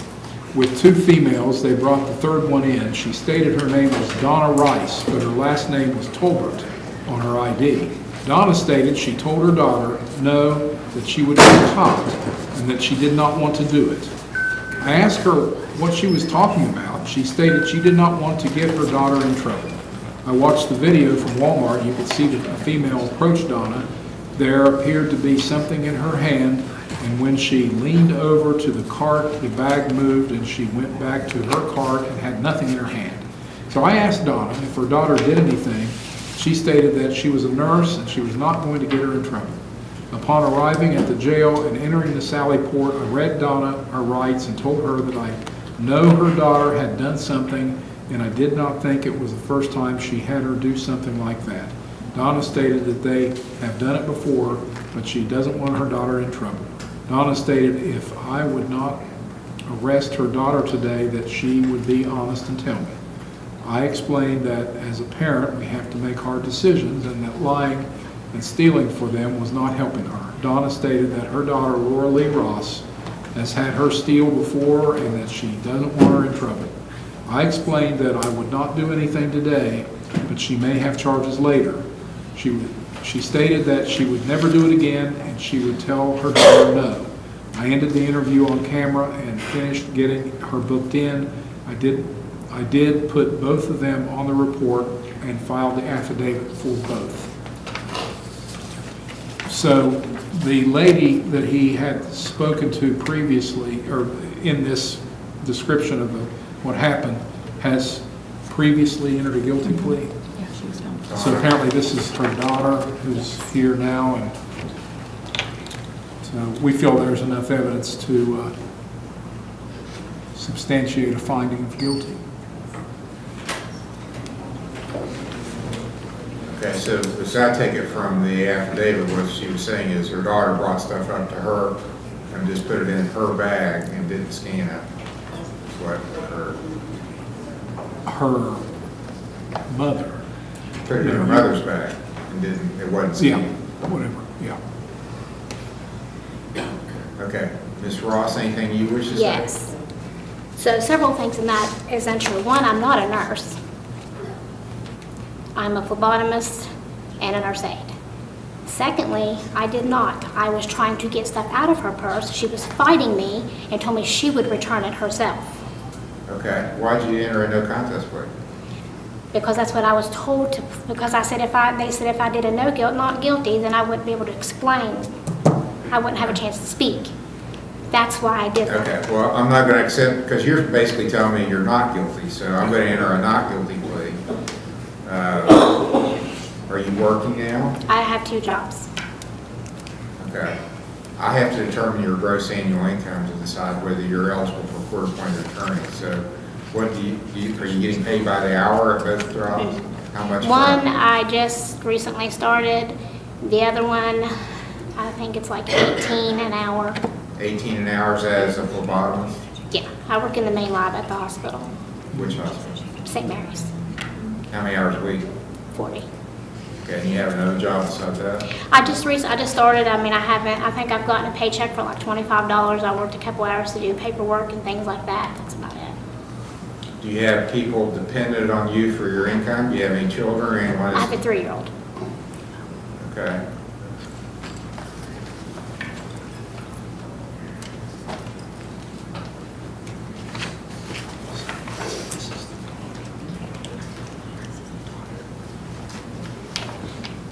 So you're making about $35,000 a year gross? Yes. Okay, I'm going to appoint a lawyer for you. So it has to continue? Yeah. I'll appoint Mr. Morford to represent.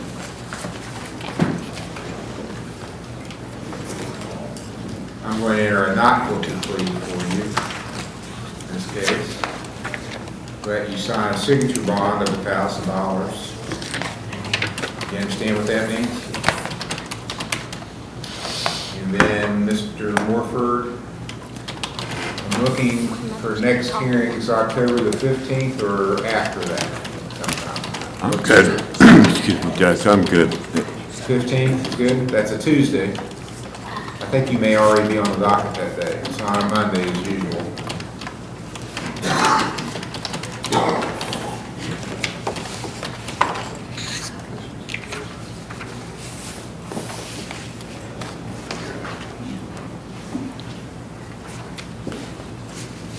I'm here, Judge. Okay. October 15th will be your next hearing for a pretrial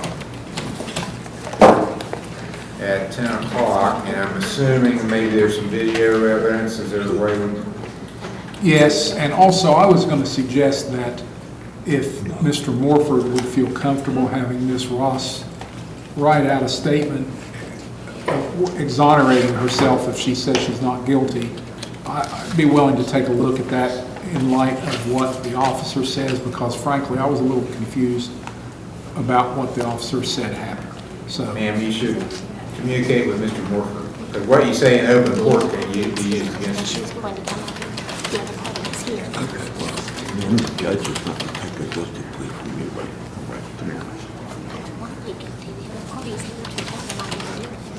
Okay.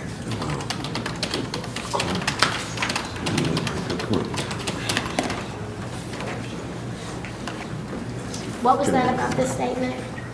My suggestion is, and you'll have to talk to your lawyer about this, but if you're not guilty and you have an explanation, and Mr. Morford felt comfortable having you write that out for me, that would help me in looking at the video and looking at, that was your mother, the other lady, Yes, and right? she's here with me. Okay, and have it look at that and what was alleged in that case too, just to figure out. Because she was willing to come up here on, to speak with you today.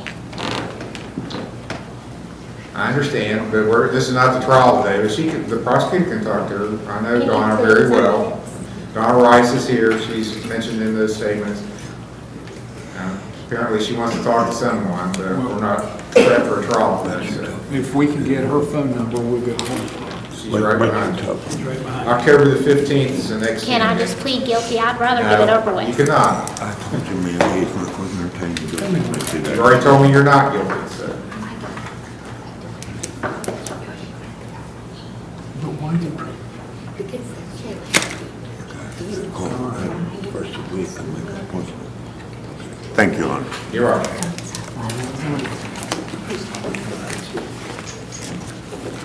State of Ohio versus Russell A. Martin, case number CRA 24625, CRB 24627, A and B.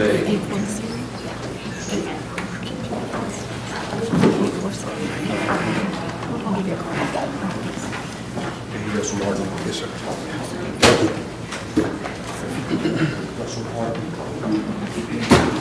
All right, sir, are you Russell Martin? Yes, sir.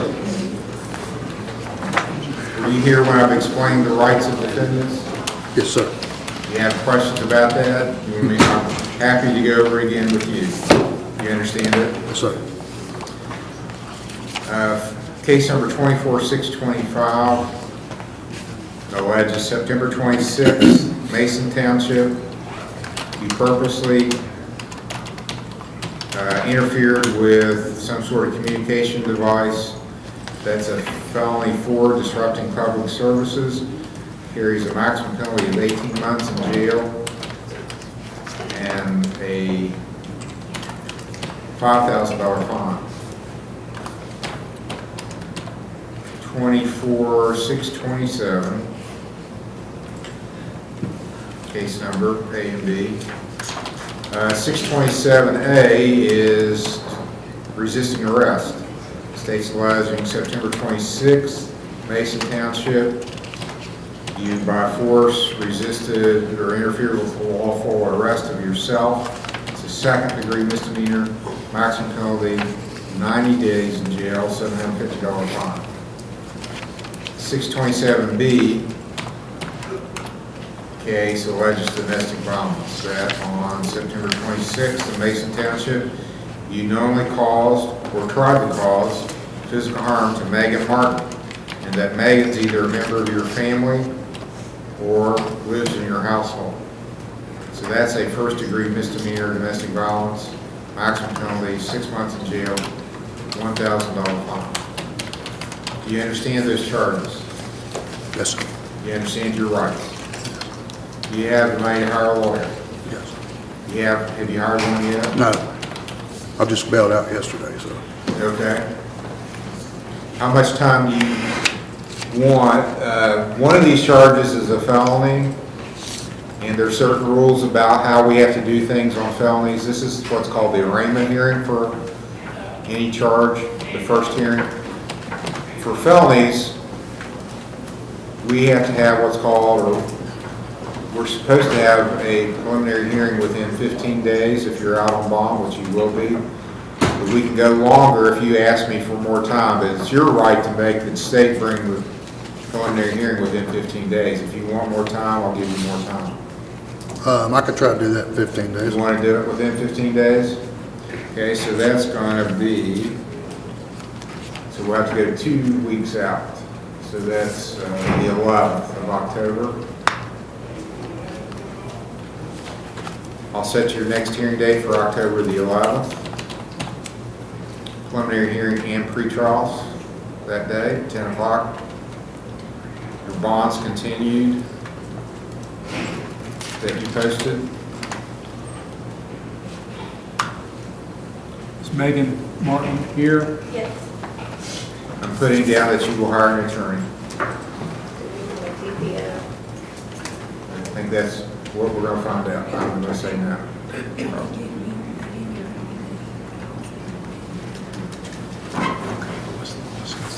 Your Honor, Ms. Martin is here, the alleged victim, and she wants a protection order. Here. She also says that she thinks that Mr. Martin needs to get into some treatment. Okay. All right. I'm going to order that you not go around or contact, I'm sorry, her name? Megan Martin. Megan. So are you all married? Okay.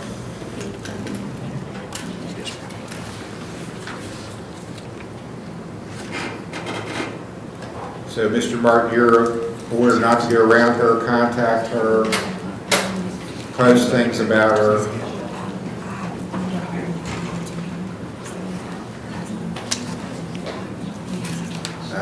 You're going to hire an attorney. If there's substance use issues, it might not be a bad idea to go ahead and start treatment. And that's always, the court looks at that favorably down the road. You can discuss that with your attorney. Do you have any questions of me? Yeah, I got one question. I wasn't aware of the felony charge. They never told me that at jail. This is the first time I heard of it. Well, if there's an allegation that you damaged a cell phone or something like that, that's typically where that charge comes in. I didn't look at the facts behind it, but that's where I would typically see that charge.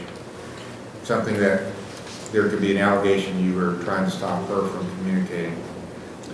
So it may not be true, but they filed that charge. So you need to understand it and face up to it. It may not be true. They may not be able to prove it, but that's the allegation. Any other questions? Okay, be back here October the 11th unless your lawyer tells you they've made arrangements for a different date. Yes, sir. Okay. Thank you. Your Honor, Ms.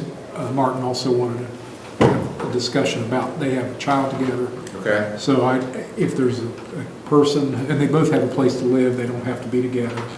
If there's a person who is a common relative or somebody you both trust that could facilitate the, you have somebody in mind? I wouldn't get my sister to do it. Okay. So As long as it's not the grandparents. Your sister or his sister? My sister. Are you okay with that, sir? Her sister can be the go-between. That's fine. With the child, so you can see your child while this is pending. And this, hopefully the no contact, eventually that will go away, but just for now, so there's no allegations of any additional problems or charges filed, we want everything to calm down. But it's okay if I contact her sister? Yes. Okay. Yes. And she can handle you getting to see your child. Yes, sir. Thank you. Okay. October the 11th, 10 o'clock is your next hearing. Okay, that's all, you're free to go. That's something you can arrange for yourself. State of Ohio versus Einer Smith, case number CRA 24621. Go through some.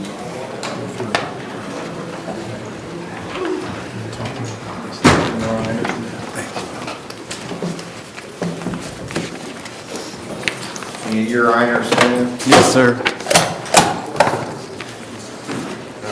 There's a charge filed against you, which you just received a copy of, alleging domestic violence against you. It's alleged that you, on September 24th, in Rome Township, knowingly caused or tried to cause physical harm to Ashley Sloan.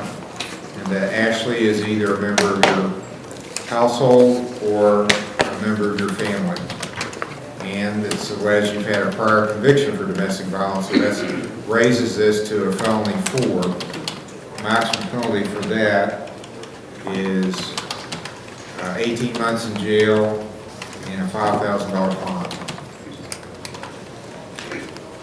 Do you understand the charge? Yes, sir.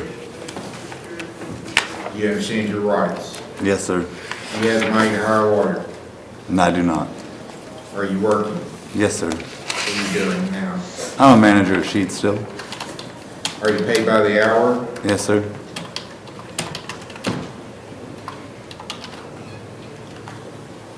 How much per hour? 17.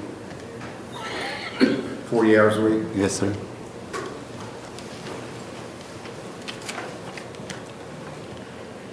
So it's about 35 a year gross. Like 33. Okay, do you have children? Yes. How many? I got 3 in total. Okay. And you're supporting them? I pay like payments, child support, stuff like that. Yes, sir. Okay, you're eligible for a court-appointed counsel then.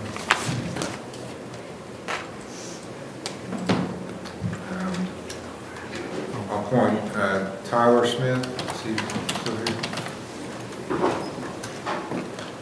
Is Ashley Sloan here? Can you come up, please? Mr. Smith, this is Honor Smith. And this is a domestic violence, felony domestic violence. That's all right. So,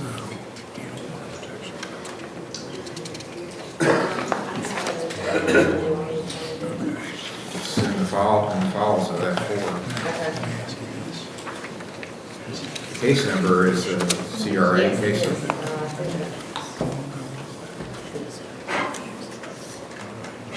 are you all married?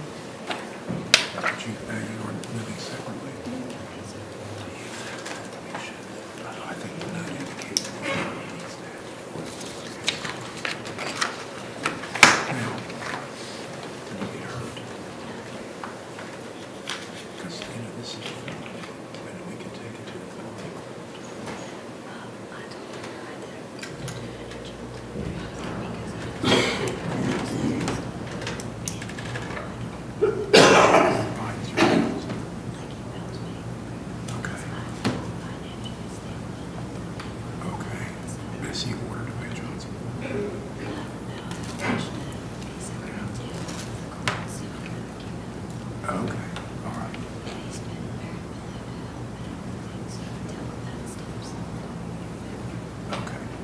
So, Your Honor, speaking with Ms. Sloan, who's the alleged victim in this matter, this is a felony case, and she was the victim on the prior case, which she says was about 3 years ago. So that raises some concerns, but she also says that they're not together at this time. She doesn't want a protection order. But she has concerns because they have a child together, and she recognizes the fact that, he's the father, needs to be the father. And she believes that he could benefit from mental health counseling. I don't know if there's substance abuse issues or not. But our determination as to whether we would take this to the grand jury or not would be dependent on things like, trying to deal with any problems that have caused this to happen. And if that includes counseling for whatever issues there are, we would want to see that. And that is what Ms. Sloan wants. So I don't know what Mr. Smith thinks about that.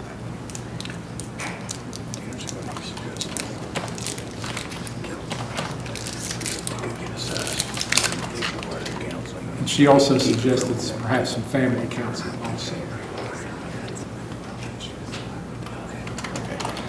Your Honor, I believe that Mr. Smith is wanting to seek some kind of assessment. We can do AOD and mental health that way to address any issues there might be. How does he pay for medical services? I have medical through my job. You got health insurance? Yes, I have health insurance through my job, so I'm pretty sure that might cover it. It's Blue Cross Blue Shield, so it should cover most.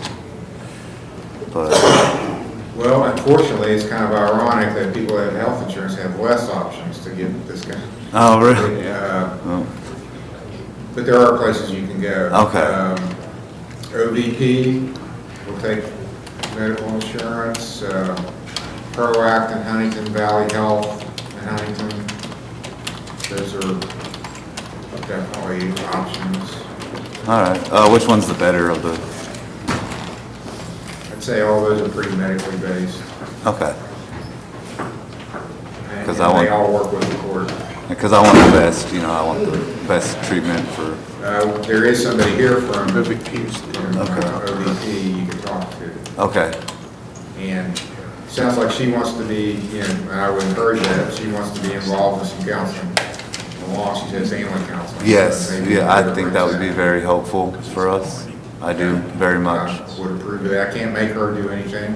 Right. So, but I would encourage it. So we've got a bond up, I'll continue. Did I just set something for you, the 15th? 15th, I was going to You want to do that date? Let's do the 15th. And talk to Ms. Dement from OVP and see if we can get something set up. She's heading backwards. So it'll be preliminary hearing pre-trial, October 15th, that'll be 10 a.m. All right, thank you, sir. You're welcome.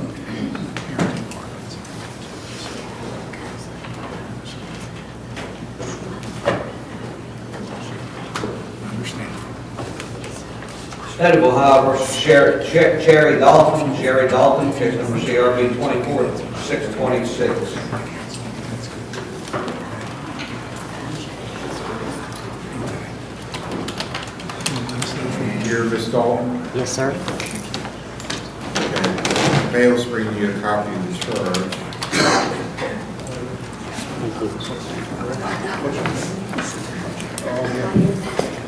The charge alleges September the 15th, Fayette Township, you did kindle or authorize another to kindle a fire in a place where it was likely to escape, and remove all flammable materials removed a safe distance away, and reasonable precautions taken to prevent it to escape.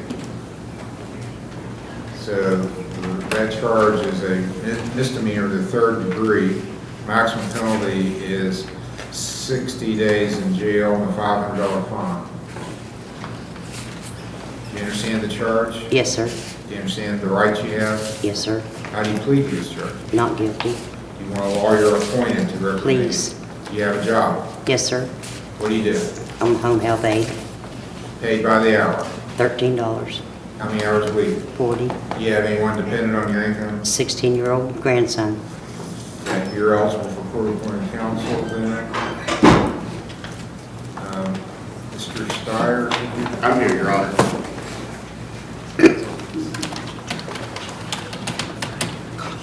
Mr. Steyer will be your lawyer, entering an I-guilty plea. Bond, she can sign $1,000 OR bond.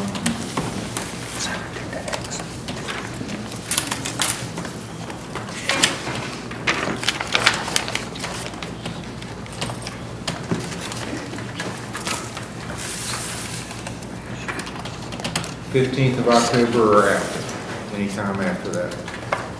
I'm here the 15th, Your Honor. October 15th for a pretrial, 10 o'clock. Yeah, you're fine. Just reaching across you here. I apologize for that. No, you're fine. Okay. Ready to go to the Lawrence County Jail, Your Honor. Okay. State of Ohio versus Jordan Irby at the Lawrence County Jail, case number CRA 24618. Edward Ferris is on deck.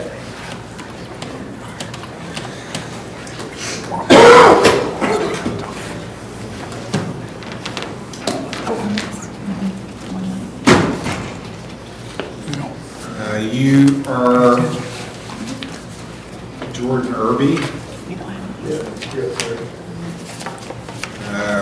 It's alleged that in the Boyd County Circuit Court, Boyd County, Kentucky, that there's a warrant for your arrest on a probation violation for burglary and contempt of court. So they're asking that you be extradited to Kentucky on this matter. You have a right to have an extradition hearing to determine if you are the person being sought by Kentucky, and if I should order you to go to that jurisdiction. You have a right to make that be proven. You have a right to have an attorney, have a hearing in this court, only on the issue of whether it's you, if there's a good reason to send you there. It's not whether you did or didn't violate your probation. That's up to the Kentucky court to determine. You can waive extradition. If you do that, then I will give them a certain time frame in which to come pick you up and take you to Boyd County. How do you want to proceed? Do you want to have a hearing in this court? Do you want an attorney appointed here to represent you, or do you want to waive extradition and agree to go to Kentucky? I don't waive extradition. Okay. We'll send down a waiver form for you to sign that waives your right to an extradition hearing. The Kentucky court is asking for no bond, so I'm going to do that. So I'm going to give them a week to come pick you up. Usually they respond within 2 or 3 days, so because they're really close by.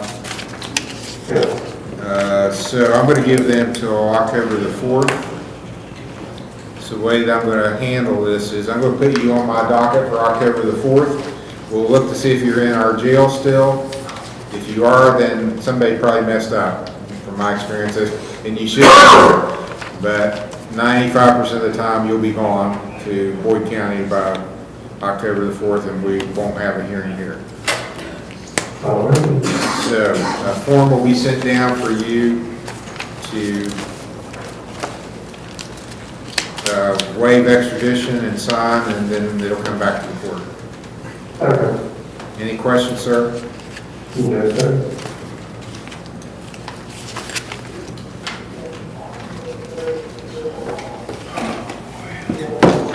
Can you print up and sign the law? Can you print it out with you waiver?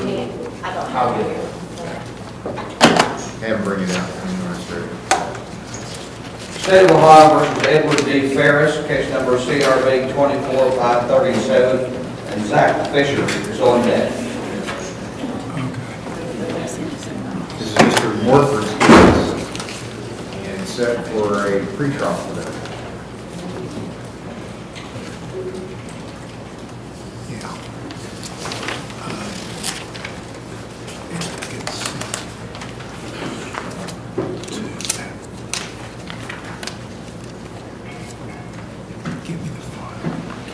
He had been in hometown recovery.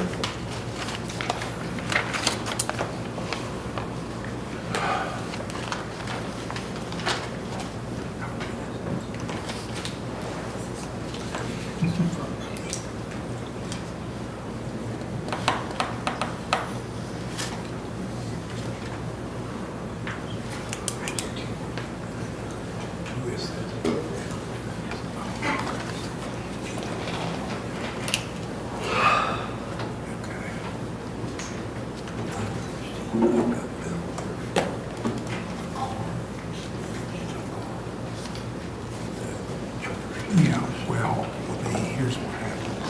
The car door got damaged during the assault. Now, by his bodies, that broke a speaker door panel.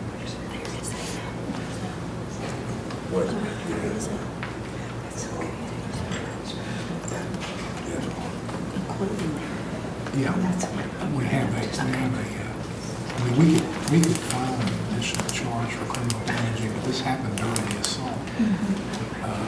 So he's either gonna, is he in jail now? Our offer is 60 to 50 suspended and make restitution.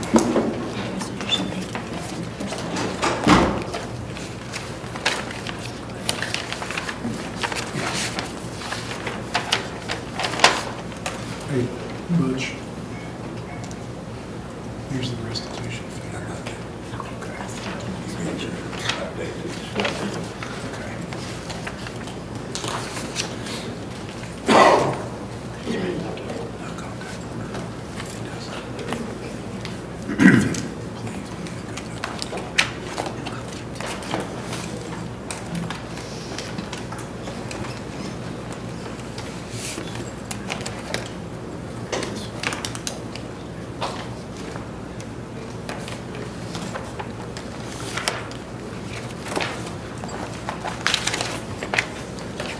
Judge, the prosecutor's given me an offer that I'd like to run by Mr. Ferris, and he also wants me to try to get him into recovery somewhere. Mr. Ferris, the state's offer, if you plead guilty to this, they would recommend a 60-day sentence with 50 of that suspended. There is the matter of restitution or damages to be paid to the alleged victim in the amount of $1,203.59. Are you interested in taking Mr. Hill up on that offer? Well, we need a no contact order. Can you hear me, sir? Yes, sir. Do you want to take Mr. Hill up on that offer? Or do you want me to ask the judge to set it for a trial? I'll take the offer. I would like to suggest that since he's in jail, if he says he wants to go to treatment, then we might do something a little bit different than, I don't know how many days he's been in jail, first of all. When were you arrested, Mr.? He was remanded in he was in treatment and he was remanded into custody on September 16th. Looks like. So, all right, well, I guess that we're in the 15th, you say? So now he's been in jail for 12 days?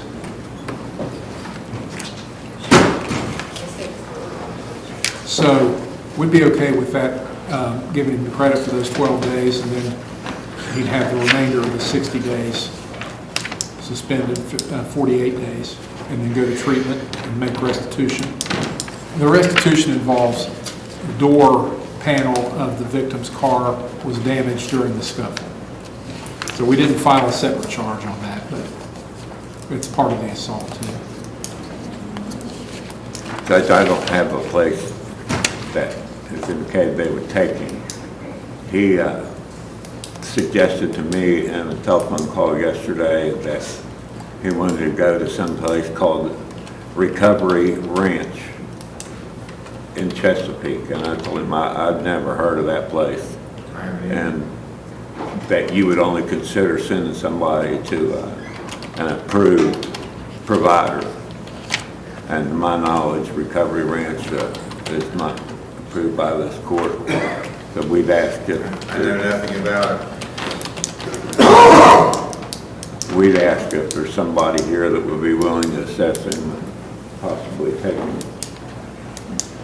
I know hometown won't take him back. I believe that's where he was first.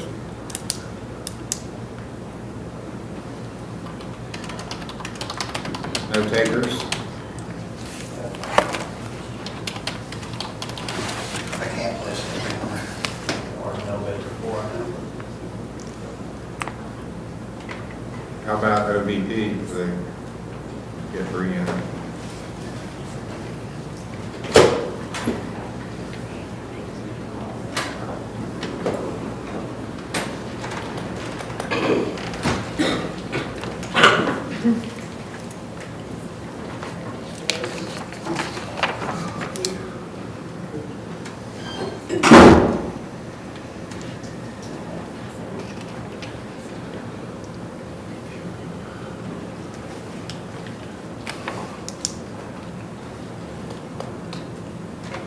We're also going to ask for a no contact order, which we have prepared.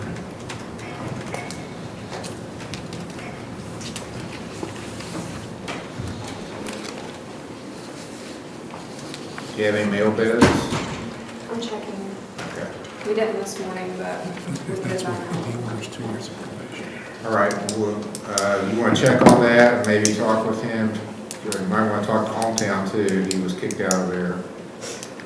So, we'll recall Mr. Ferris later in the docket, figure out where he's going to go. Okay, he'll be recalled. Thank you, Judge.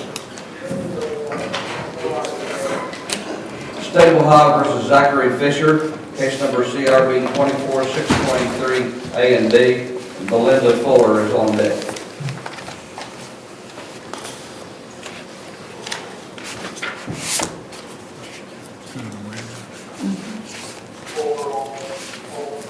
Sir, you're Zach Fisher? Yes, sir. I'm Judge Capper at the Lawrence County Municipal Court in Chesapeake. This is your arraignment hearing. Anything that you say is being recorded today. You don't have to say anything. You have a right to remain silent. You have a right to have an attorney, to have one appointed if you can't afford one. You have a right to have bail set and to make the state prove this charge beyond a reasonable doubt. The charges, you understand those rights I just explained? Yes. You've got two charges, theft and criminal trespass. It's alleged September 26th in Fayette Township, he purposely tried to deprive Walmart of property without their consent. That's a first-degree misdemeanor theft offense, maximum penalty 6 months in jail, $1,000 fine. 623B is a criminal trespass charge. Same date and time. It's alleged that you were on the premises of Walmart without their permission. Which typically means you've got a prior theft offense from Walmart. Maximum penalty for that's 30 days in jail, $250 fine. Do you understand those two charges? Yes, sir. How do you wish to plead to these charges? Guilty. Guilty means you're admitting it's true. Yes, sir. Okay, I'm going to order that you take a urine screen there at the jail, and then when I get the results, I'll sentence you. So they'll give you, and you live in Huntington? Yes, sir. Okay, they'll administer a urine test to you, and then when I get the results, I'll have you back and sentence you then once I get the results. So the loss of it? Well, I don't know. I want to see what the results of your urine screen are going to be. Okay. Okay. I honestly use fentanyl and methamphetamines. Okay. Well, that's about as bad as it gets because fentanyl is killing people. So I'm going to, you want to get clean or you want to just keep using? I want to get clean. How do you pay for medical services? I don't have medical services right now. You have a medical card? No. Have you ever had a medical card? Yes. From West Virginia? No, it was here in Ohio.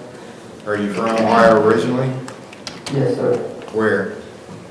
Yeah, Bliss. Okay. Have you ever been to treatment before? No, sir. Okay, so I'm going to be looking for inpatient. If you're doing fentanyl and methamphetamine, I'm going to be looking for inpatient treatment for you. Okay. Hometown Recovery is going to call down, talk to you on the phone, and then he doesn't think he has a medical card right now, though. But he's had in the past an Ohio card. You think you can make that work? Give me his phone. Zachary. Zach Fisher, okay, I still have it. Zach Fisher is his name.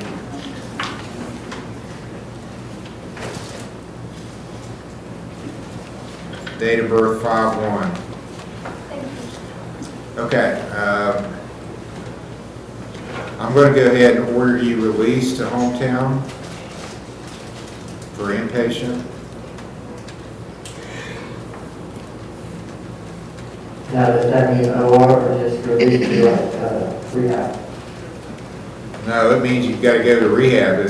You don't get to go do what you want to do. You're going to go to a rehab facility. Okay. All right with that?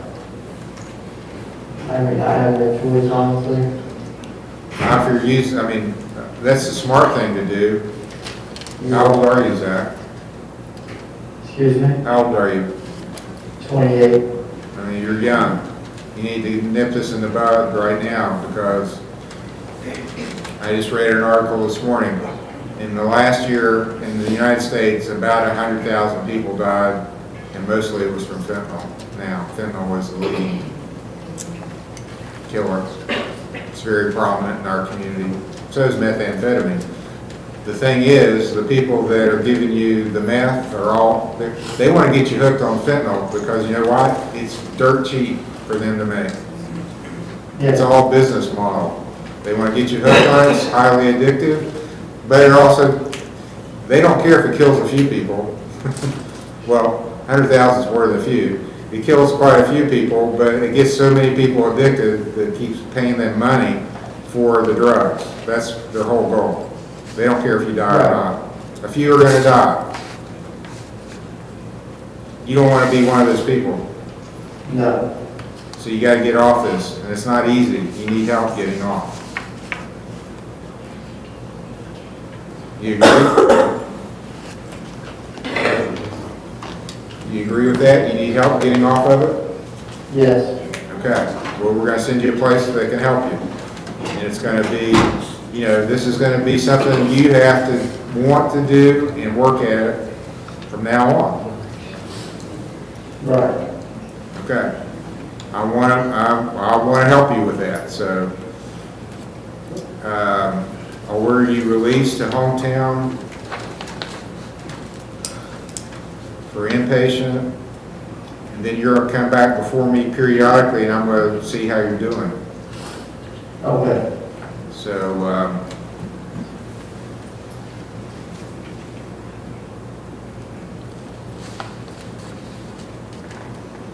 I'll go ahead and sentence him. He doesn't have a bond up anyway, so might as well just sentence him. Okay, I'm going to go ahead. I will give you a $100 fine, which I'll suspend if you successfully complete treatment. So there is another incentive to complete treatment. You won't have a fine. Order you to pay the court costs. 60 days in jail.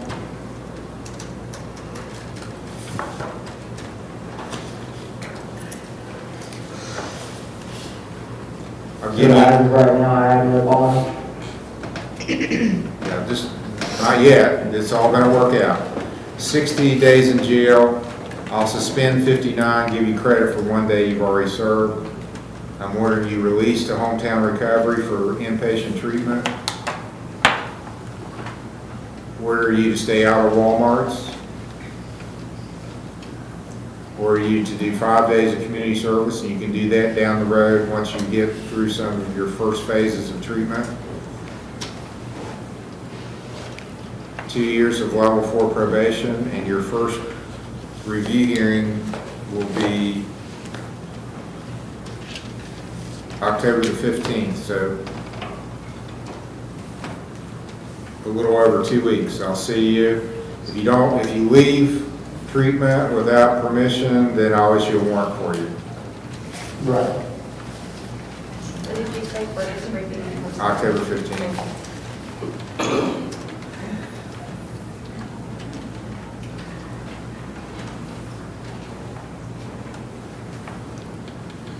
When will I be sentenced to rehab?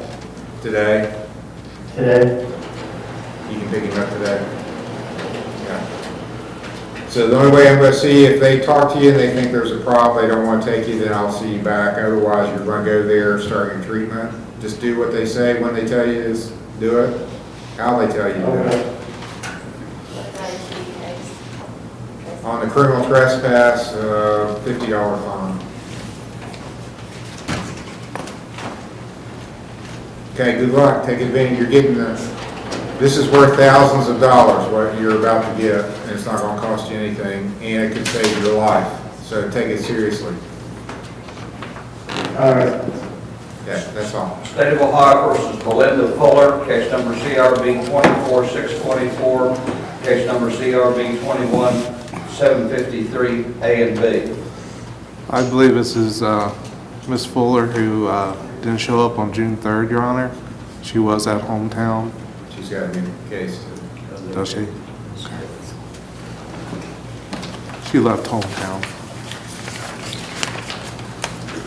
All right, and you're Belinda Fuller. Yes, sir. You've got a drug paraphernalia charge. You what, sir?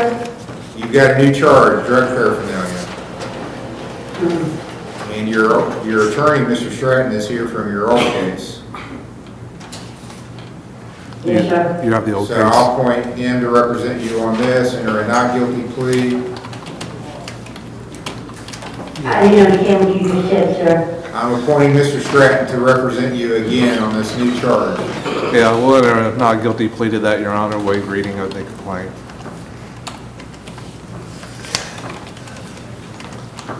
Would the court consider her going back to treatment with an ankle monitor? Yes, Okay, all she right. definitely needs treatment.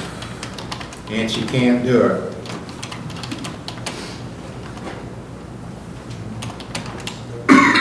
I can't hear nothing now. You need to go to treatment, but you need an ankle monitor. I put one on you before, took it off, and then you screamed. So I'm not gonna do that again. You want to go?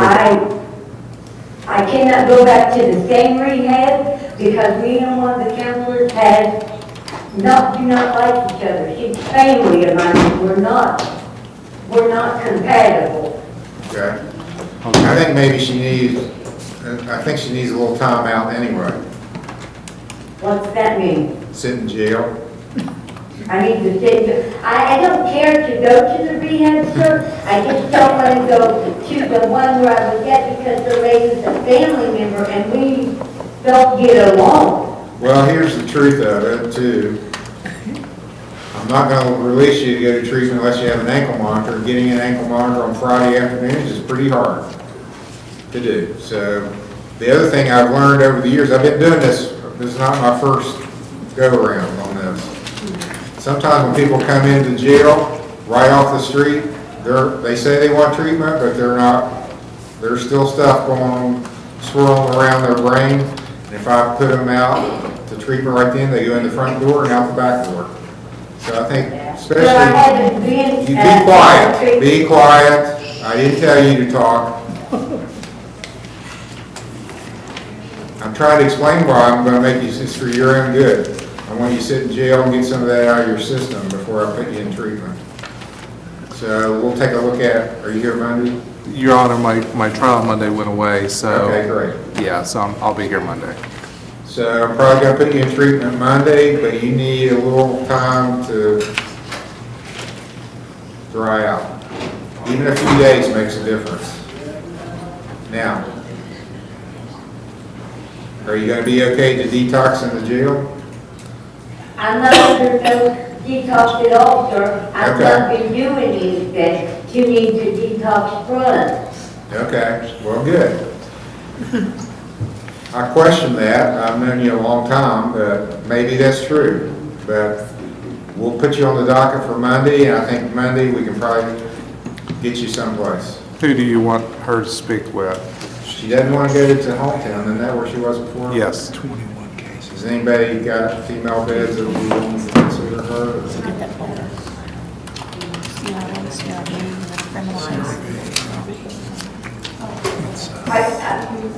May I ask a question? You may. Okay, the rehab that I'm talking about, if there's a family member, is the one that looks like a castle. Not the little house that I was in. I had no problems with anyone there. It's the one that looks like a castle is a relative of mine's child that's one of the transporter people, ladies. Weren't you at hometowns where you were the last time, right, when you left? They put me at I was at the one that looked like a castle, but then they transferred me to a house that had 3 bedrooms. I didn't have no problem with anyone there. That was to get closer to my boyfriend and my grandmother. I think she's I had talking no about problems with anyone at the home. Land of Goshen, I think. My notes say she was at hometown, so I'm out. The castle that she's talking about is Land of Goshen. Okay, so, well, we won't send you to Land of Goshen. Thank you, sir. How about hometown? I can reassess her again. Okay. Someone's gonna call down, talk to you, and, but I don't think we're gonna place her till Monday. We won't place her till Monday. I'll put her on the docket for Monday. That's the 30th. And she needs an ankle monitor. All right. Thank you, Al. Sir, I won't have no way to pay for that because I have no income. I'm gonna pay for it. Okay, sir. The court's gonna pay, the state of Ohio is gonna pay for it.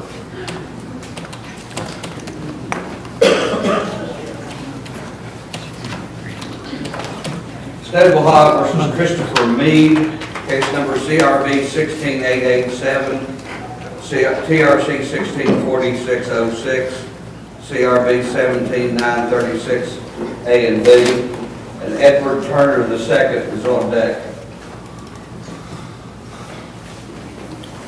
Your Honor, I think I represent Mr. Mead on some matters that weren't on the docket today, but it sounds like they may have just been called. Yeah, these were old cases, 16 and 17. Looks like there was warrants for failure to appear for review. Or there may be a different Christopher Mead, I don't know. I have a Christopher Mead. There he is. I don't know if you look familiar. Yeah, sometimes hard to tell when they're in jail garb, but Looks like Roger. I have a Christopher Mead on October 11th and had him on Monday. This may be a different Christopher Mead. All right, Mr. Mead, it's alleged that you failed to appear for a review hearing on May the 2nd of 2022 on both of these cases. And you got warrants, and it looks like you got picked up on the warrants. Do you admit or do you deny that you failed to appear for your review hearing? Do you have a reason for missing your review hearing? A good reason, not a reason, a good reason. No, sir, nothing. Well, what's going on with you? Where are you living? Are you working? What's going on? I'm living in Buffalo Street. I've had an accident since then, but that's around, but I'm trying to get it up tonight. When was your accident? I'm sorry. When was your accident? A year ago, well, it's been about a year and a half ago, but I broke more than a half more than my situation was shattered on my wrist. I've had it's my fault. Really? What's his name? Well,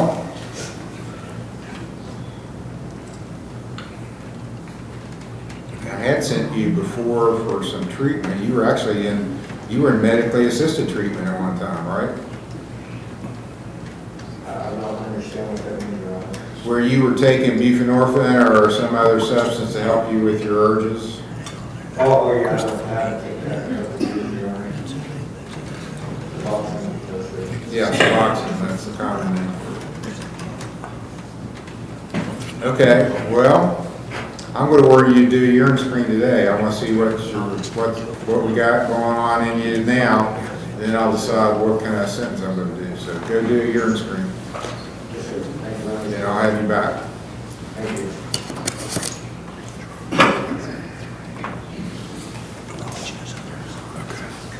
State of Ohio versus Edward Turner II, case number CRB 24587, and Matthew Unger is on deck. This is Mr. Steyer's case. This actually is my case, Your Honor. We were before Judge Ballard on Wednesday. Mr. Turner admitted other elements of the alleged intervention in lieu of conviction violation, and Judge Ballard has sent him to STAR. He goes to STAR, I believe, on Monday or Tuesday. on either Monday or Tuesday. Based on what was discussed, I don't know if you were here the day we had this called last week. That might have been Judge Kermeans who was here that day. This is an F4. Yes, it is an F4 domestic violence. The alleged victim is Mr. Turner's brother. The other Mr. Turner, the alleged victim, was agreeable to allow the state to keep the matter pending here temporarily with no promise that this was going to be the final, the final location we end up, but at least long enough to give Mr. Edward Turner a chance to go through STAR. If he's successful in STAR and gets things turned around, we might be able to work something out to deal with this case here. Just keep it here while he's at STAR. And just keep it here pending while it's at STAR. STAR is, people get done in as little as 90 days, but I think about 120 is more average. So I was thinking maybe come back in about 60 days just to see where things are. I would anticipate that in 60 days, Mr. Turner will probably still be in STAR, so he wouldn't appear, but we can find out from, make sure he hadn't, as long as he hasn't been Kicked out, we'll know and if he's been kicked out, I can tell you he's probably going to be in custody because I don't think Judge Ballard's going to let him out after that. So I think if we come back in about 60 days, we should be able to at least kind of figure out where things are and then determine from there when the best time to come back again is, if we're going to even be coming back again. Do you agree with all that, Mr. Hill? Well, I'm thinking that maybe Mr. Gary Turner is here. Oh, is he here today? I don't know. Gary He said Turner? he might be. I'm not saying. Gary Turner. I'm not saying. I spoke to him on was it Monday we were here? Or the last time we were here, I spoke to him, and again, he was on board with giving this a shot, and I want to be perfectly clear to the court, to the state, and on behalf of Mr. Edward Turner, we don't expect that this is any guaranteed thing. This is giving him an opportunity to dig himself out of a hole, but it's not, it's not a free pass. So I don't think that, I'm not putting forward to the court that the state is committed to anything other than giving this a shot. And that is partially, that is true. And we had not made a commitment to dismiss the case. It's currently charged as a felony. What we would suggest is maybe a way to resolve it so he doesn't have to keep coming back to court is if he pled guilty, we would amend it to a misdemeanor and give him time served if he pled to the domestic violence and be done with it. My concern there is we had his his intervention in lieu of conviction violation trial on Wednesday. He admitted the other violations, nothing involving this case. So what I don't want to do is get rid of a felony here to trigger a problem with the felony that he's already got. So I'd like to ask that we at least, I recognize, if there weren't an issue with him being on ILC, I would just jump right on that and tell him to jump right on it. With the situation being what it is, I think that might derail what we're trying to do. If you don't mind trying to contact Judge Ballard while you're in here and talk to him and say, hey, if we do this, does it matter? We can have this recalled, but otherwise I'd rather set it for another day. Is he even aware that this case is pending? He is, and that's, like I said, the original ILC violation laid out a couple other violations involving Mr. Turner being out of the state, not reporting, being in a bar, and then this new charge. What we did was we admitted all the other violations, and Judge Ballard sent him to STAR for that, and said, if you end up getting a conviction on another crime, I'm probably going to violate you. And I was doing that with the expectation that we were going to come down and deal with this down the road. He'd be out of STAR, we might be in a better position. I don't know what will happen with that. Like I said, I don't want to derail him, but if you'd like me to step out, try to call Judge Ballard, see if I can get a hold of him, discuss the matter, make sure it's not going to be a problem, it'd be great to wrap this up and leave it down the road. If you want to do that, we'd be okay with that. I'm sorry, Your Honor. I'm fine either way. Yeah, either way is fine. So let's just recall this matter later in the docket then, if we could, Your Honor. All right, Mr. Turner, we got some more research to do on your case. We'll have you back after we find out how we're going to proceed. And I'm going to step out and attempt to call Judge Ballard. Thank you. Thank you. State of Ohio versus Matthew Unger, case number CRB 21904, and Edward Ferris will be on deck.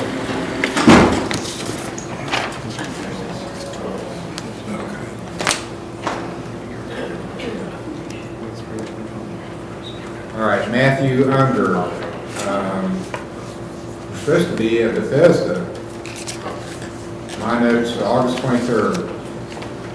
Released to Bethesda today from the jail, and then set for a review hearing today. So why are you in the jail now? They just brought me back from Gallery County. Oh, okay. You said at the time you didn't want to do treatment, right? Decided you didn't want to do treatment? Yes.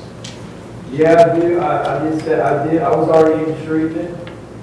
I was in a program, and you asked me a question, did I want to go back to Bethesda? I said no, because I was already in treatment, but we didn't finish the conversation. Well, now you've had a month to think about it. What do you think now? Yeah, I would like to go to Bethesda. Okay, right answer. Okay, so we're back to, I will order him released. Can you take him, or? I don't have a mail bed right now. How long do you think it'll be? I can check and see. I don't think we have anybody graduate until mid next month. Okay. Anyone else got mail beds? I know TCC has mail beds, and they are assessing the guy that's up next, because we don't have any mail beds either. Okay. Your Honor, I checked for somebody earlier, and Michael Vaughn said Southern Hope has mail beds.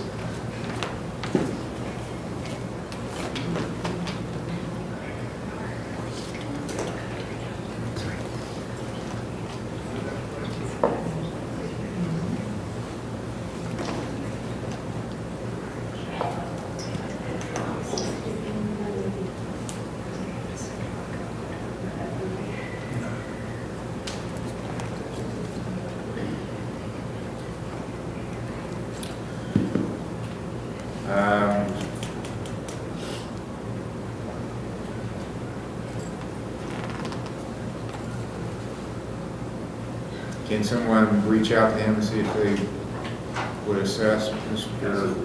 Unger?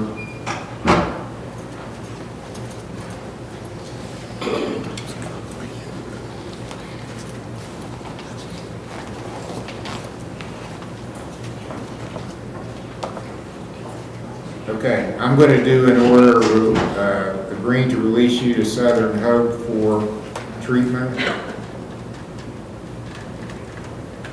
And it's my understanding they have a bed and will take you, but we're going to check into that. If they won't, then I'll have you back out and we'll go a different direction. If they will take you, then I'll set a hearing for you for October 21st for a review hearing, and they'll bring you for that hearing. Thank you, Your Honor. You're welcome.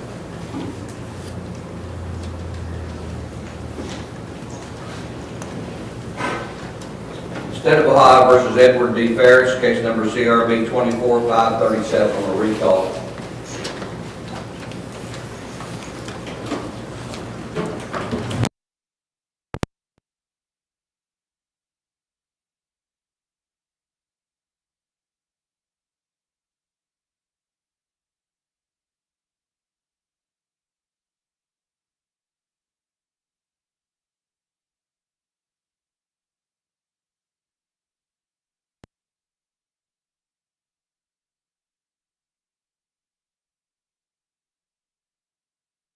So we don't have any beds, but I reached out to the counseling center, and they're going to call down and do his assessment to try to take him. Okay.